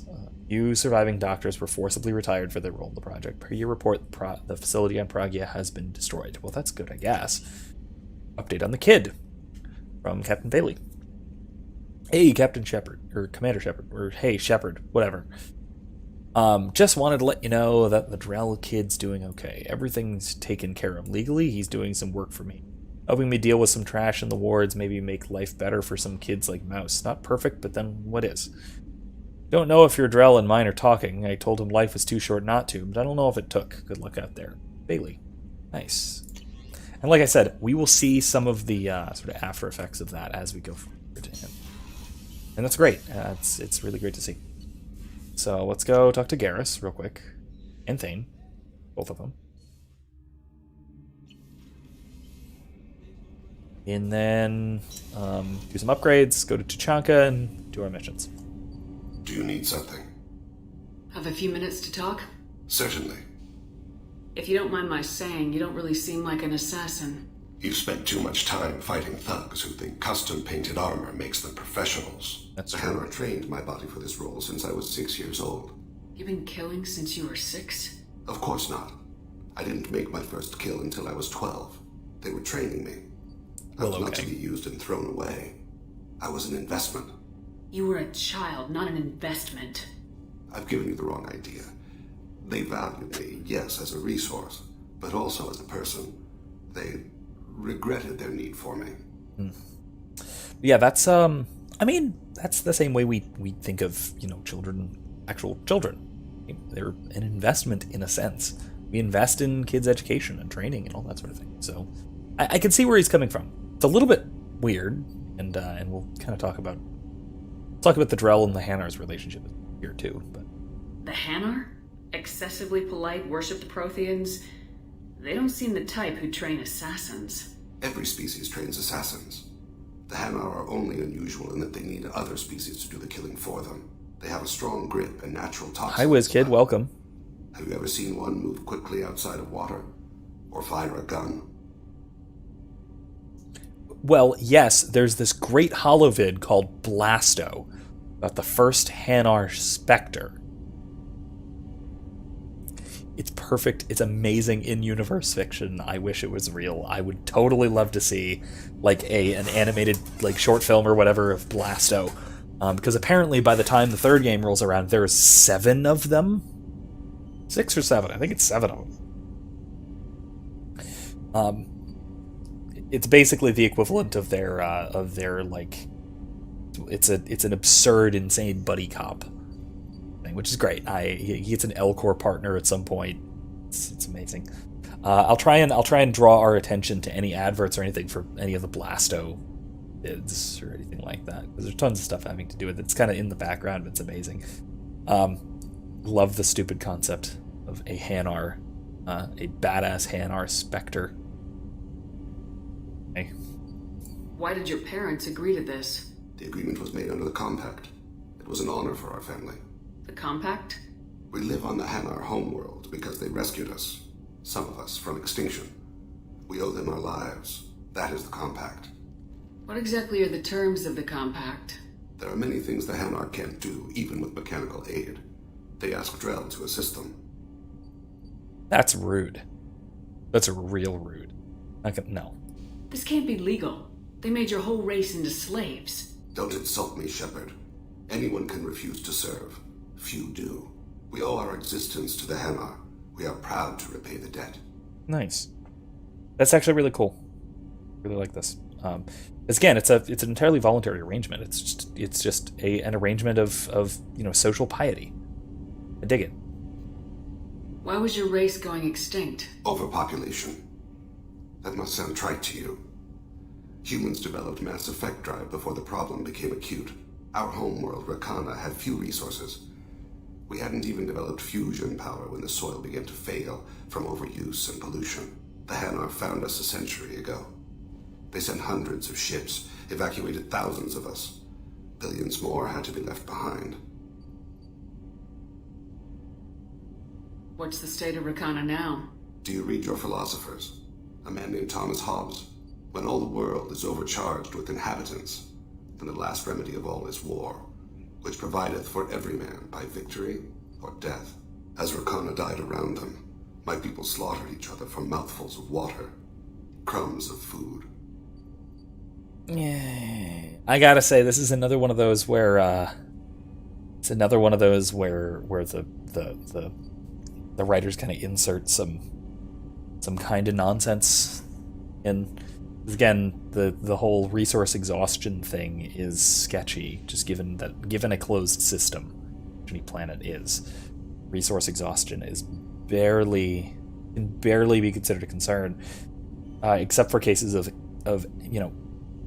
uncontrolled exponential population growth, and even then it's a short-term problem, not a long-term problem, right? All sorts of things like that. Thomas Malthus, and even Hobbes, kind of as a predecessor. The population alarmists are demonstrably wrong throughout history, a lot of ways. Erica, this makes no sense in every way. Agreed. Yeah, there's some sketch to this, and I mean, again, it's a neat one of those like, hey, look, we're gonna explore a cool concept in science fiction, because that's what science fiction is. Right? Fundamentally, science fiction is about exploring interesting hypotheticals, philosophical concepts. But yeah, like WizKid said, Malthusians love to forget about innovation, right? Because, resources are not, stuff in the ground. Resources are what we make, right? We make certain things into resources. And this is why things like the Ehrlich-Simon wager went the way that it did. Resource prices consistently fall. At least in real terms, right? Adjusting for inflation, that sort of thing. It's because we make use of new resources, and we make use of resources in novel and more efficient ways. Forever. Because that's how we do. That's what human beings do. That's part of what it is to be a human. Erica says, first of all, ignoring the, quote, overpopulation, just a few thousand Drell. The Hanar just sent a few ships, and we're like, okay, that's it. We won't get any more of you. Yeah, that could be an issue. Also, quote, Erica continues, if the Hanar actually, quote, saved the Drell, they'd still be continuously getting more and more Drell and sending them out to the Hanar's colony worlds. They probably are. It doesn't say that they stopped doing this a century ago. It could perfectly well be that they are still, rescuing Drell from Rakana. Then again, there's also the problem that Rakana, by Thane's estimation, is basically Mad Max world. So they're rescuing, psychopathic barbarians at this point, probably. So, sketchy. But again, you presumably could still make it work perfectly well. And maybe they are. Also, it's another thing that I've mentioned that I've probably I've at least I mentioned this before in our tabletop, right? Is that the Hanar are not the only species in the galaxy. They could perfectly well have requested help from the Citadel. It's just that Hanar are weird, creepy isolationists, and they kind of do their own thing, and they don't want to, share information or seek help with the rest of the galaxy. They isolate themselves in their little illuminated primacy, which is a local region of space, which is also weird as far as territory goes. And they are members of the Citadel, kind of. They have a representative, but they are also very isolationist. So, yeah, there you go. WizKid says they really don't get that that resources, much like wealth, are created. Yeah, exactly. As much as the concept seems counterintuitive. Erica says, and Hanar didn't didn't give tech when they first met also. Yeah, then again, the Hanar are not Solarians, and Solarians made that mistake too many times. So maybe that's not the best idea. It's, just giving technology. Maybe it would have helped here, to be fair, but yeah, actually, I talked about this today in both my classes about. So there's an experiment I like to run, which unfortunately I couldn't do it this semester just because of the hybrid format and stuff like that, where I give out lollipops to all my students. I usually do this in ethics classes or in honors classes where we talk about social organization and social cooperation. Give everybody a lollipop. Right? Randomized lollipop, just pull one out of a bag, hand them out. Okay. Then everybody writes down a number. 1 to 10, number rating. How much do you like this lollipop flavor? Everybody writes down their rating. Then I ask, how much money would I have to pay you to give the lollipop back? How much could I buy it back for? And they give me a price. And I tally all these up. Okay. Then we do a series of exchanges. Everyone is allowed to, if they want, trade lollipops with anybody else. And we gradually do this until you can trade as many times as you want. At the end of this process, guaranteed, every time, the subjective valuation, the 1 to 10 scale, the aggregate goes up. And even cooler, the monetary value goes up. And even cooler, the monetary value of the lollipops is always, every time I've ever done this, the total value of everyone's lollipops, based on how much they would have to be paid to trade it in, is always higher than what I pay for the whole bag of like 150 lollipops, even if I only hand out 20. Because we produce value, economic value, right? We produce wealth by trading with one another. It's a way of helping one another by social cooperation. WizKid, I'm teaching them free market. How the free market works. It's amazing. I love this experiment. But I explained this to them, and it was like a revelation for at least some people, that this kind of cooperation is really something. Interestingly, I had one student who brought up that, well, the reason the value went up is because now I put work into exchanging for this new lollipop, which I'm like, well, wait a minute, are you sure about that? Because you could then, like, pick a friend, and you can sit in the back and trade lollipops if they're the same flavor, trade them back and forth for the rest of the class. And by the end of class, doing the math properly, each one would be worth, what, $10,000? Of course not. Value it doesn't derive from labor. It derives from aligning one's wants with its resources. And usually that involves exchange, cooperation. Yeah, it's a great experiment to run, WizKid. I'm actually, I wonder if I can, one of these days I'll see if I can record an instance of this and make it into a video. Because I know there are economists who will explain this, but I've never seen an actual experiment done on it. Sometimes I'll even say, some people will say it's worth 0, right? Initially. And I'll say, all right, cool. I'll call their bluff and say, all right, will you give it back for 0 then? And they'll either say no and give me a real number, or they'll say yes and they'll just hand it back. And the value is still higher the second and third time through, even though there are fewer lollipops out than when they started. Cool. Fewer physical resources, more valued by everyone. Everyone benefits. But yeah, the whole maybe you might value something more if you put work into it subjectively, right? There might be a sentimentality to it, but that only goes to a very, very narrow, a very brief extent. And that's very subjective, even more so than valuation based on I like this flavor more than that flavor. WizKid says, also with everything in economics, a real example is always preferable to models. Yeah, absolutely. Uh-oh. Wish is awake again. Hey.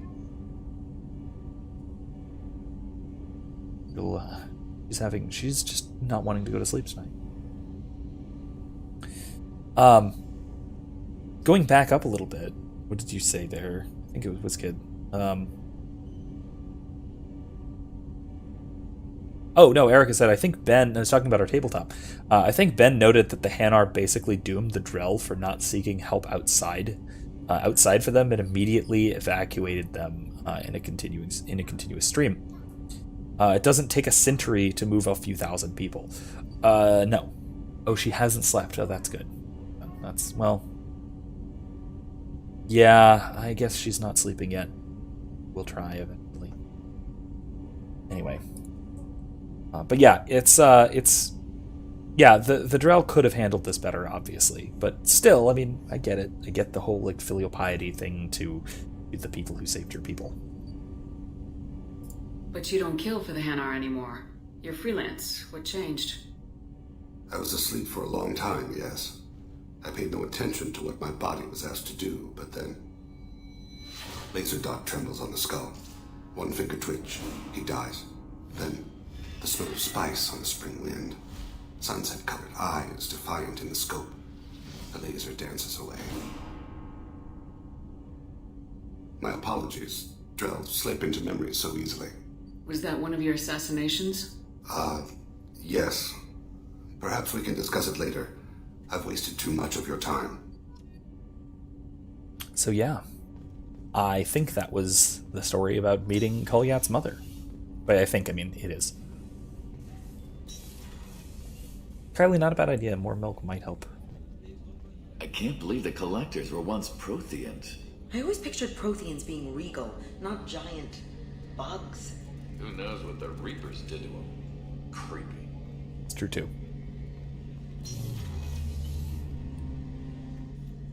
Shepard, need me for something? His kid says he'll never waste my time, sexy lizard man. Yeah. Nah, he's great. I really love Thane. Thane is one of my favorite characters in 2. Especially new characters. Have you got a minute? Sure, just killing time anyway. I wanted to thank you again for your help with Sidonis. Whatever happens with the Collectors or the Reapers or whoever else comes after us, I know you'll get the job done. You actually think we'll find something worse than Collectors or Reapers? I like to expect the worst. There's a small chance I'll be pleasantly surprised. Oh god, this kid says bonk. Anyway. But no, he's cool. I like Thane. It's the badass-attitude that really is just cool about him. And he has it's not just the badass-attitude of him, right? Because everyone on this crew is a badass. It's that he has the measured calm. He has the sort of the striving for inner peace that comes with the sort of spiritual aspect thing. That's really, really cool. I love the character. But yeah, no, of course there's stuff worse. I mean, we'll find out about worse things in Mass Effect 3. Yes, worse than Reapers. Cthulhic horrors. Yay. I couldn't do this without you, Garrus. Sure you could. Not as stylishly, of course. It's strange going into a suicide mission on a human ship. Your people don't prepare for high-risk operations the way Turians do. This kid says, y'all should have seen me at my cousin's wedding. I hope it didn't scare some of the bridesmaids. I hope so too. I really do. I thought you'd be used to high-risk operations on human ships. I mean, think about trekking Saren to Ilos. Sure, but that was quick. We raced out, landed, blew up some Geth, and saved the galaxy. This time we've got Miranda and Cerberus and that AI all telling us what we're up against. I think I preferred blind optimism. Honestly, Garrus, what do you think our Close chances your are? legs, Shepard. Honestly, the Collectors killed Remember you once, Caden. and all they did is piss you off. I can't imagine they'll stop you this time. But an unmapped area, advanced technology, Jesus. and the Collectors. We're going to lose people. No way around that. Not a happy analysis, I know. Don't worry. I won't spread it around. And I'm with you regardless. WizKid says the spiritual warrior is one of my favorite warrior archetypes. Yeah, absolutely, I agree. It's good. Do you ever regret leaving CSEC or the Turian military? Not for a minute. When it comes down to it, Shepard, I don't think I'm a very good Turian. When a good Turian hears a bad Stop. order, Oh my he God. follows it. He might complain, but he knows his place. I just don't see the point in staying quiet and polite. Not when the galaxy is at stake.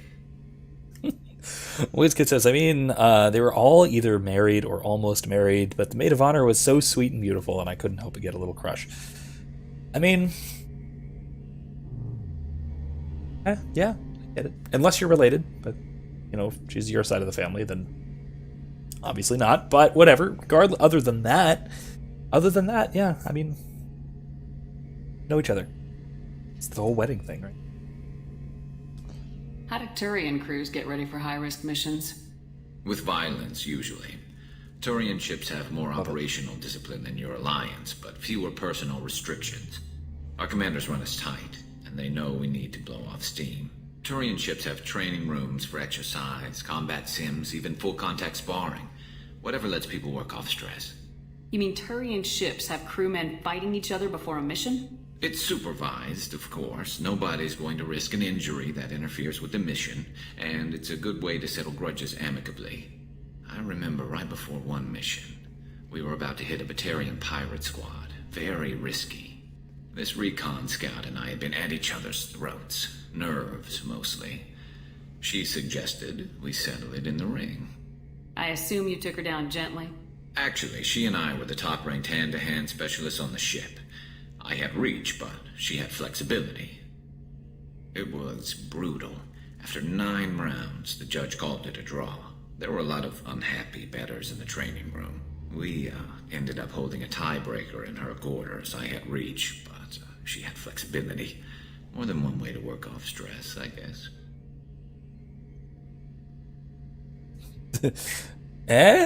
No.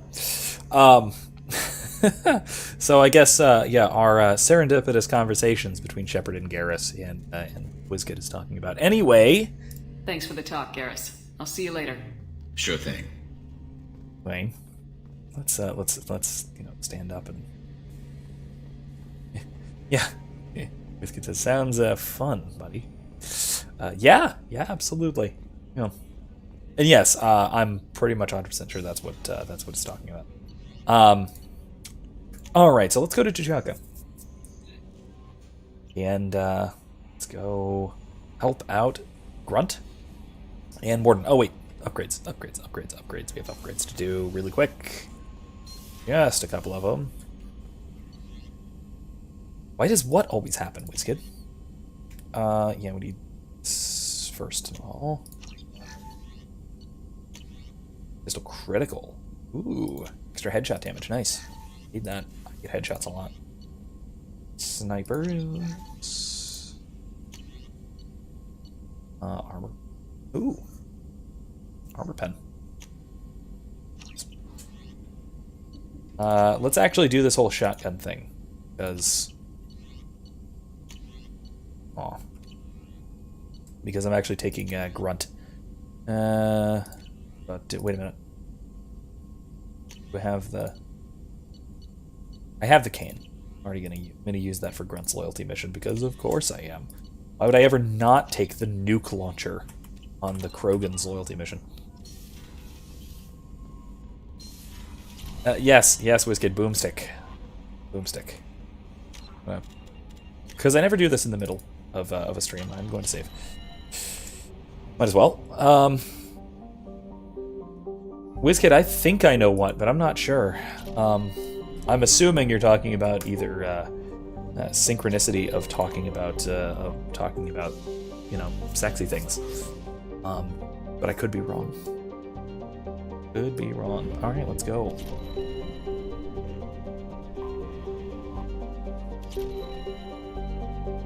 Tuchanka, radioactive mess. Let's go. Everything's trying to kill you.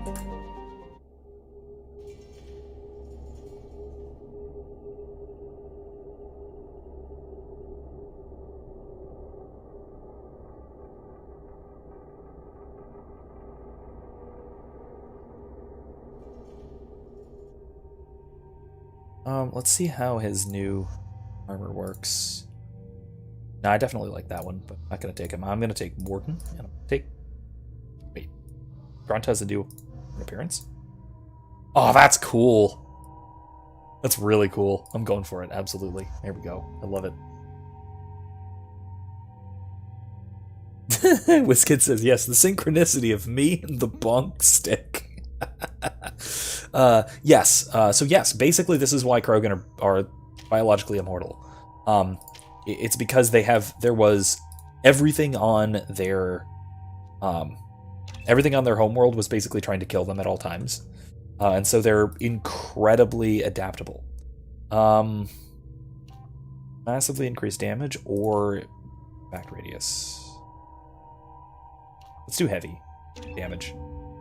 Let's save that for Neural Shock because it's actually really good. Oh, jeez. What have I done?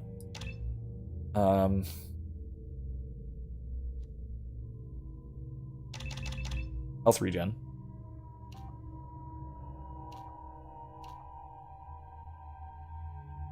And let's go with massive health regen. Yeah. Incendiary ammo. Massive shot. Incendiary ammo. Yeah. Let's save it for fortification. That'll do. And that'll do. Okay. We're gonna go on Morden's quest first, but that still means we should switch to particle beam. Particle beam's best.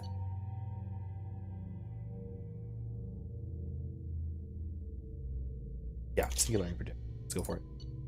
Dude, good. Grunt. Claymore. Matic. Good. Morden. Tempest is awful. Locust. Better. Phalanx. And we're good. Cool. But yeah, this look down is why Krogan are basically immortal. Also, they basically blew up their own planet in a nuclear holocaust in before first contact with the Solarians. So 2,500 years ago or something. And this is the result 2.5 millennia later, give or take. Or it might be 1.5 millennia. Flip back. Ooh, look, it's Char and Araba. What did I tell you, honey? Isn't it beautiful? Far away from all that high-tech noise. I guess. Seems a bit dirty, though. It builds character. Is it just me, or do the other Krogan not like me? Oh, there's some concern about me bringing in a non-Krogan. I had to talk to the chief a little. It's not a deal. Wait, so they don't even want me here? Who cares what they want? I want you. That's all that matters. Aww. I don't know if I can do this, Char. Hey, now. My blue rose of Ilium always stands strong to reach toward the sun. Okay, I'll manage. Just no more poetry. Aww. What did I tell you, honey? Alright, that's all. Isn't it beautiful? Far away. If you're looking for work, you're shouting down the wrong hole. The Blood Pact only recruits Krogan. And Vorcha, but whatever. Alright. Yes, they are super wholesome. I love those two. Just wait till 3. Just wait till 3. They come back. The clan leader wants to speak with you. Keep your running pet on a short leash. Get him the right soon or put him down. Sorry, what? You know what's wrong with him. What he needs? There's nothing wrong with him. Just go speak to the clan leader. Well, Kylie stands Char and Araba, so that's good. That's good. They need some support. Someday we'll get off this rock and show those Turians who's boss. That's good. Erdnot clan reports use weak encryption. I see references to a captured Solarian in the logs of the Chief Scout. Good. Talk to Scout then. Or Chief. Either one acceptable. Also, I have been unable to access local medical records. I suggest asking the local clan leader for assistance with Grun's problem. Okay. This is the great Krogan homeworld. This is the land of Kredok, Shiagar, and Viol. This chunk of rock is barely worth standing on. Never thought I'd miss the tank. Oof. Rough, but true. Alright. Let's talk to the clan leader. Halt. You must wait till the clan leader summons you. He is in talks. You know what tradition demands. Clan Erdnot must respond. Your reforms will not go unopposed. You risk appearing weak at a critical time. Shepard. Good enough? I think that's Worf, the voice. I could be wrong. Maybe I think Michael Dorn. Excuse me. Somebody look that up.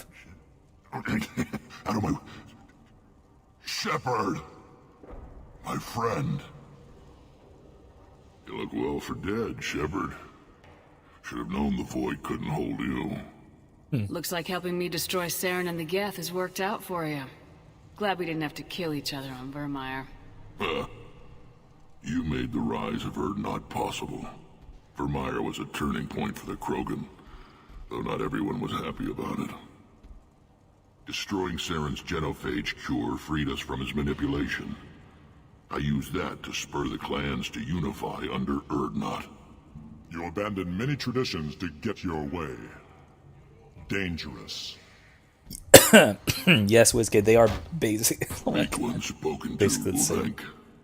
I'll drag your clan to glory whether it likes it or not. Now, Shepard, what brings you here? How's the Normandy? But yeah, actually see if that is Michael Dorn. I'm super curious, and I've never actually looked it up, but I just realized that probably him. Uvenk? Not Rex, Uvenk. But yeah, definitely, if not, he's definitely doing the Worf voice, the honorable warrior people kind of thing. Destroyed in a collector surprise attack. I ended up spaced. Well, you look good. The benefits of a redundant nervous system. Yeah, humans don't have that. Oh, it must have been painful then. But you're standing here, and you've got a strong new ship. Oh my god, I love it. Takes me back to the old days. I love it. Us against the unknown, killing it with big guns. Good times. Sounds like you've got big changes ahead for the Krogan. We are making a neutral ground where all clans are welcome. Fertile females can be shared among clans. We will strengthen the race as a whole. You threaten everything that makes us strong. It will not last. Maybe. Until then, you're lucky to be a part of it. How do you maintain security with so many different clans in one place? Any clan willing to send in hostages can come in. No fighting inside the camp. Each clan punishes its own criminals. We stop conflicts before anyone dies. Then we present a simple choice. Pay a fine and deal with your problems, or your clan is no longer welcome. Yes, Kylie says soft, stabby space Oogway. Yeah, absolutely. WizKid, what has got you surprised about this? The fact that they're acting civilized, or the fact that they're sharing females, or the fact that, that Uvenk is mad, or what's up? That doesn't sound very harsh by Krogan standards. Allies from other clans like what I'm doing. They help deal with skeptics. Many are eager for an outlet. Every time I've declared a clan unwelcome, my allies have destroyed them. Word gets around. Well, there we go. It's, okay. What's so important about maintaining individual clans? Every clan has Krogan. different customs, rites of passage, rules of behavior, battle songs, all unique. That diversity makes us great. No clan, not even mine, was meant to survive on its own. Oh, the female thing. Well, we can ask about that next, too. WizKid says, also, I don't think that's Worf, but it is Rufus 1000 from Kim Possible, Stitch in Time. You mean Uvenk? Okay. What's the actor's name? The voice actor's name, if you found it. Erdnot is the leading clan. Doesn't that make your culture primary? For now. But every clan has its unique assets. The best tacticians are Erdnot. Chorgal has the longest breeding line. Gatatog holds the oldest settlement. Others have their own strengths. We keep going how we are. The clans will end up as craters under nuclear haze. Even Erdnot. We need to rethink. Restart. Nice. What do the women of Clan Erdnot think about this plan? It was our female clan leader's idea. The neutral area is safe, and it encourages more female clans to ally with us. Attacks on Urdnot now endanger the females of all clans. Even clans that want to see me dead will defend Clan Urdnot. Your women have their own clan structure? Nothing is more valuable than a fertile female. We know it. They know it. They isolate themselves for their own protection. We work together to set up breeding alliances.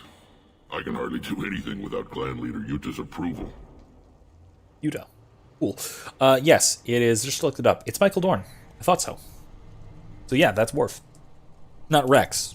Not Rex, but Uvenk. Same guy, Michael Dorn. It's definitely Worf. Thought I placed it. Of course, that's perfectly fitting. Perfectly fitting. This sounds ambitious. How's it gone so far? Better than I'd feared. Worse than I'd hoped. It can't continue. You are going against what makes us strong. Sounds like you're not making friends.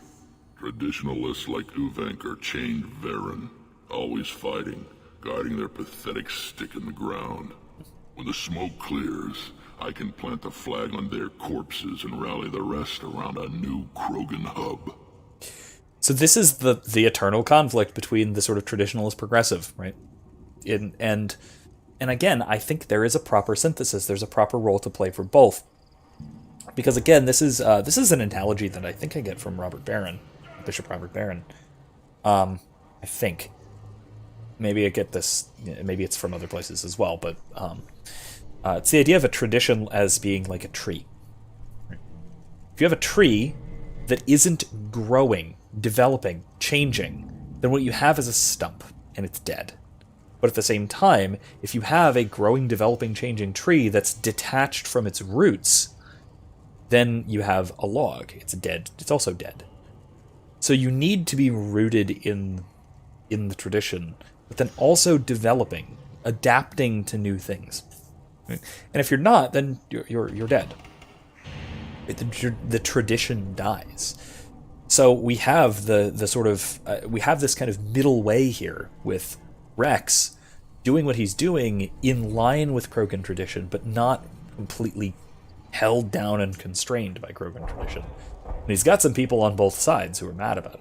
He's got people who are opposed in the overly progressive angle, which we'll talk to and we'll fight. And he's also has people who are opposed in the other way, in the overly traditionalist side.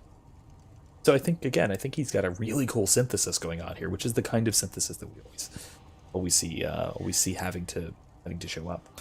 I've probably told this story before, of the time I was in a WizKid says, remember the past, embrace the future. Perfect synthesis as always requires a balance of both. Typically, yeah. And I think I've probably told this story before about the time I was in a blood feud in high school. Where this was about our marching band, because I was in a Scottish marching band in a Scottish high school, and we wore kilts, we did the whole pipe and drum corps thing, but it was integrated to a significant extent into our regular, American-style marching band, traditional American marching band. And the hyper-traditionalists, the New World Celts, were not very happy about this, because it was watering down the classical Scottish traditions. The sort of our side of things was the more progressive side, saying that no, we need to integrate into the marching band, all of that, right, that whole thing, and kind of make it work together in a sense. And essentially, the compromise that was ongoing, that more or less kept the peace, was have the pipes and drums play with the traditional American marching band, but also have them be a separate pipe and drum corps that did separate events, right, did their own thing. And this worked out decently well, but again, there was a lot of conflict. Oh, wow, really? Oh, hey, check that out. Erica just informs me that, completely off topic, but the Lightning just won the Stanley Cup. So congratulations to the Tampa Bay Lightning, my hockey team, my good old home team. It has been quite a while since we've won the Cup, and I am very pleased to hear that. And I'm probably going to have to go and rewatch the final game, because I love a good Stanley Cup final. It's been a long time. It's been since I was in middle school since we won the Cup, and oh man, that's great. That brings back a lot of memories of before what I was just talking about. But that's awesome. Very cool. Anyway. But yeah, so there's this, right? There was this generally this kind of conflict between integration with the common, right? Growing the tradition and changing to adapt to new circumstances, and then also, yeah, WizKid, Florida does hockey stuff, and also kind of calcifying tradition. And this led to all sorts of conflicts, which involved, protests and swords and all manner of Scottish things. It was great. It was a lot of fun. It was absurd. It makes a great story, as you can tell. Yeah, WizKid, Florida does hockey stuff. We're actually quite good at it, surprisingly. In fact, my department chair at St. Leo plays hockey for USF's team. He is the oldest. I know he's the oldest player on their roster right now. He might be the oldest player to actually be on the ice playing for USF's team ever. And he's not that old. It's just a young man's game by any stretch of the imagination. Yes, Kylie, that is Woody. Yes, WizKid, swords. Yeah, of course, obviously. As one does when one is Scottish. Duh. Sounds like you're counting on a lot of bloodshed even after you unite. It will be slow, but I won't change what we are. Krogan are judged by the strength of our enemies. Our worst Keeping the insult tradition. is to say someone's not worth killing. I hope that works well for your people. But back to the reason I'm here. We don't often allow aliens to do business on Tuchanka, but you're an exception. Right. I'm looking for a Solarian. He was captured by the Blood Pack and brought here. My scout commander can direct you. He's probably near the perimeter running target practice.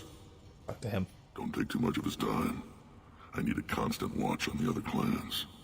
I have a Krogan on my crew. He has some kind of sickness and needs treatment.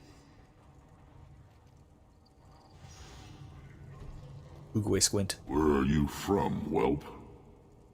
Was your clan destroyed before you could learn what is expected of you? I have no clan. I was tank bred by Warlord Okir. My line distilled from Kredok, Moro, Shiagar. You recite warlords, but you are the offspring of a syringe. I am pure Krogan. You should be in awe. Okir is a very old name. A very hated name. He is dead. Of course. You're with Shepard. How could he be alive? WizKid, are you asking which was more common when people were marching on the school, or are you just talking about which I prefer between Basket Hilt Broadsword and Dirk and Targe? I really like Basket Hilt Broadsword. I gotta show you a video of mine at some point. Ask me sometime off stream, because I used to LARP quite a bit, and one of my chief weapons was basically a Basket Hilt Broadsword. And it's a hell of a lot of fun. They're great. It is a great weapon. It's super well balanced. I don't actually have a real one, unfortunately. That's one thing that I would like to have at some point, but have fun. Dirk and Targe is not really my thing so much. Which was more effective in the melee? Oh, I'm not okay. So no, it's not like there was not. Okay, let me clarify this. There was not a melee involving swords about the feud that we were having. No, it was more just like, who could out-tradition the other side, and who could, show up in kilts and military garb and playing pipes and waving swords more than the other side. That's what was going on. This was not an actual brawl with bare blades kind of thing. That's not what occurred. I'm sorry if I gave that impression. That would be a lot more deeply unsettling, but also kind of cool, but also not that cool because people would probably die, than what actually happened. WizKid says, it's typical that I would be more into the shield and small dagger, and you'd be into the actual sword. Yeah, I'm a sword guy. Generally a sword guy. I don't do shields so much, mostly because I'm about my most of my weapons training is in precision. And so I don't rely on the shield so much as I do on dodging and parrying kind of thing, and that's how a lot of my training has gone. I need Grunt back up to speed. What's wrong with him? Disappointing, but understandable. He's becoming a full adult. Puberty ritual. Common among species with hormone-driven reproductive urges. I don't care what aliens call it. Krogan undergo the rite of passage. Too far, Rex. Your clan may rule, but this thing is not Krogan. Idiot. So, Grunt, do you wish to stand with Erdnot? What does the rite of passage require? Not for me to say, Shepard. The shaman will discuss that. You'll let a tank-bred Krogan join Clan Erdnot? Only because he's with you. After all, you and I killed thousands like him. Not quite as big, but many. Clan Erdnot is strong, and the others will do as I say. They see the benefit of my vision. Something else worth noting about the whole like Krogan living and developing on a death planet. Notice that they have side eyes, not binocular vision. They're very clearly a prey species. They have, plates on them. They have side eye vision. They don't have like gnawing teeth. They have crunching teeth. So they are a prey species. Krogan are a prey species. That's terrifying. Should be terrifying. WizKid says, I mean, so am I, but I just love Sword and Shield. Especially when the sword is basically just a glorified dagger and the shield has a spike on it. If I'm going to have an offhand weapon, it's going to be a defender.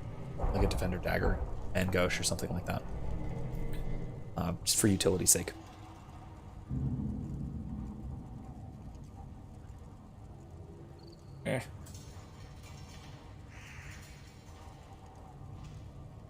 What happens if he doesn't do this rite of passage? If he was left here, he would be killed. The clanless are not respected. A tank bred, probably more so. His disposition is what it is, right or no. That's just him being a Krogan. Okir didn't tell you that in the tank. Did he, boy? This is his choice.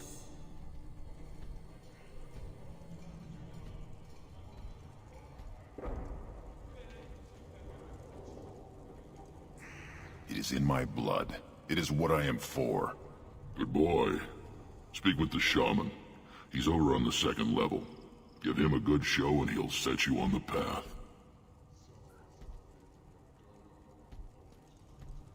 You too, Shepard. How many times have you stepped in a mess for your crew, hmm?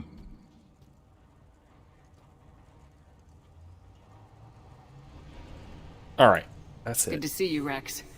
Sure you can't come with us? Wish I could. But I need to keep these short-sighted fools in line. Hunt well, Shepard. Alright. WizKid says rapier and dagger is probably for the best for one-on-one by design. I agree. I am probably going to look around a little bit here. Go to the shop, that sort of thing. But if Saoirse does not go to sleep soon, I'm probably going to call it early and make sure that she's okay. It's still awake. Varen. It's not very good. Good Varen. Stay.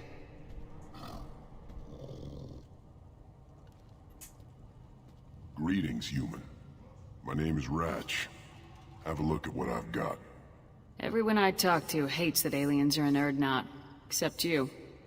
I don't have the luxury of turning away paying customers. I do enough business off-world to know that you aliens have more credits than people here do. What do you have in stock? Most of it's food and drink that's toxic to humans. Rincall's a local favorite. Don't try to act tough, it'll tear your insides apart. He's not joking. Rincall hits aliens like ground glass. Otherwise, I've got weapons, scrap, and whatever food those pie jocks don't steal. Which isn't much. Take a look at my kiosk over there if you want to buy something. What the hell is a pie jack?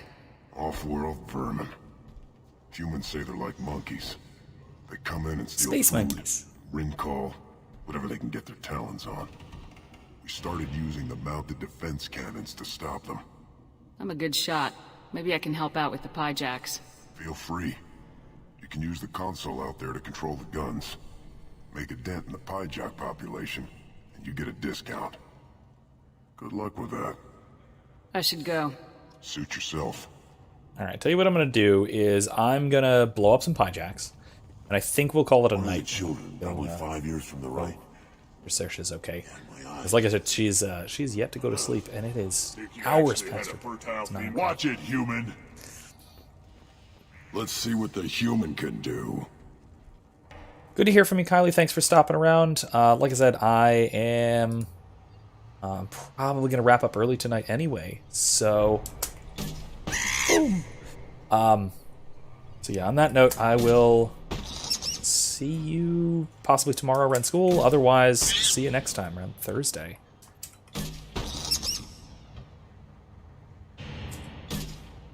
Got him. Ah, darn.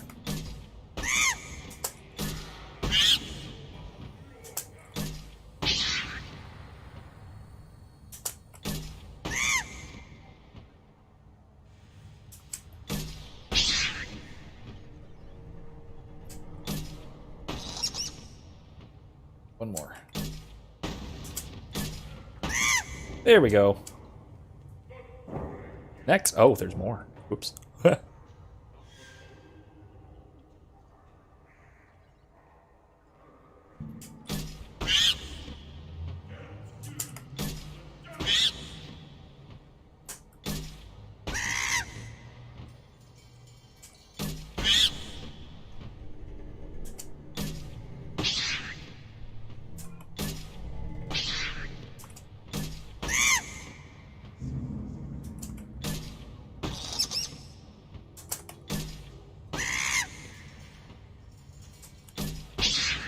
Got him. Oof. Requires a good bit of focus.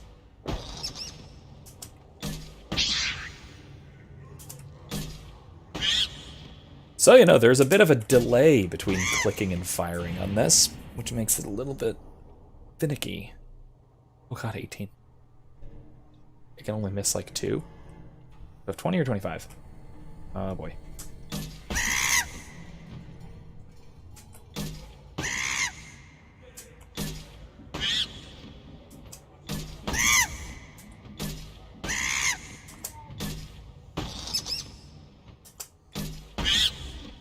There's also a bit of a lag in the actual motion, because I'm controlling this with WASD, which makes this a little bit more difficult. Oh man, there we go. Oop. 2 for 1, nice.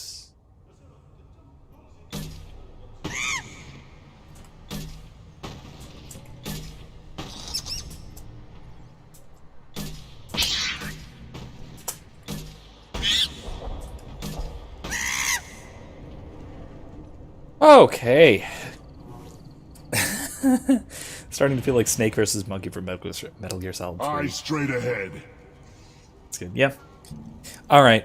So, like I said, I am going to call it there, because I'm gonna go. I'm gonna go make sure Saoirse's okay. She is still not sleeping, so I'm gonna make sure she's doing all right. So with that, I guess I will tell you everybody good night, and I will see everyone Thursday for Red Dead Redemption 2. Thanks for stopping by, everybody. Good to see you, and I'll see you next time. Bye-bye.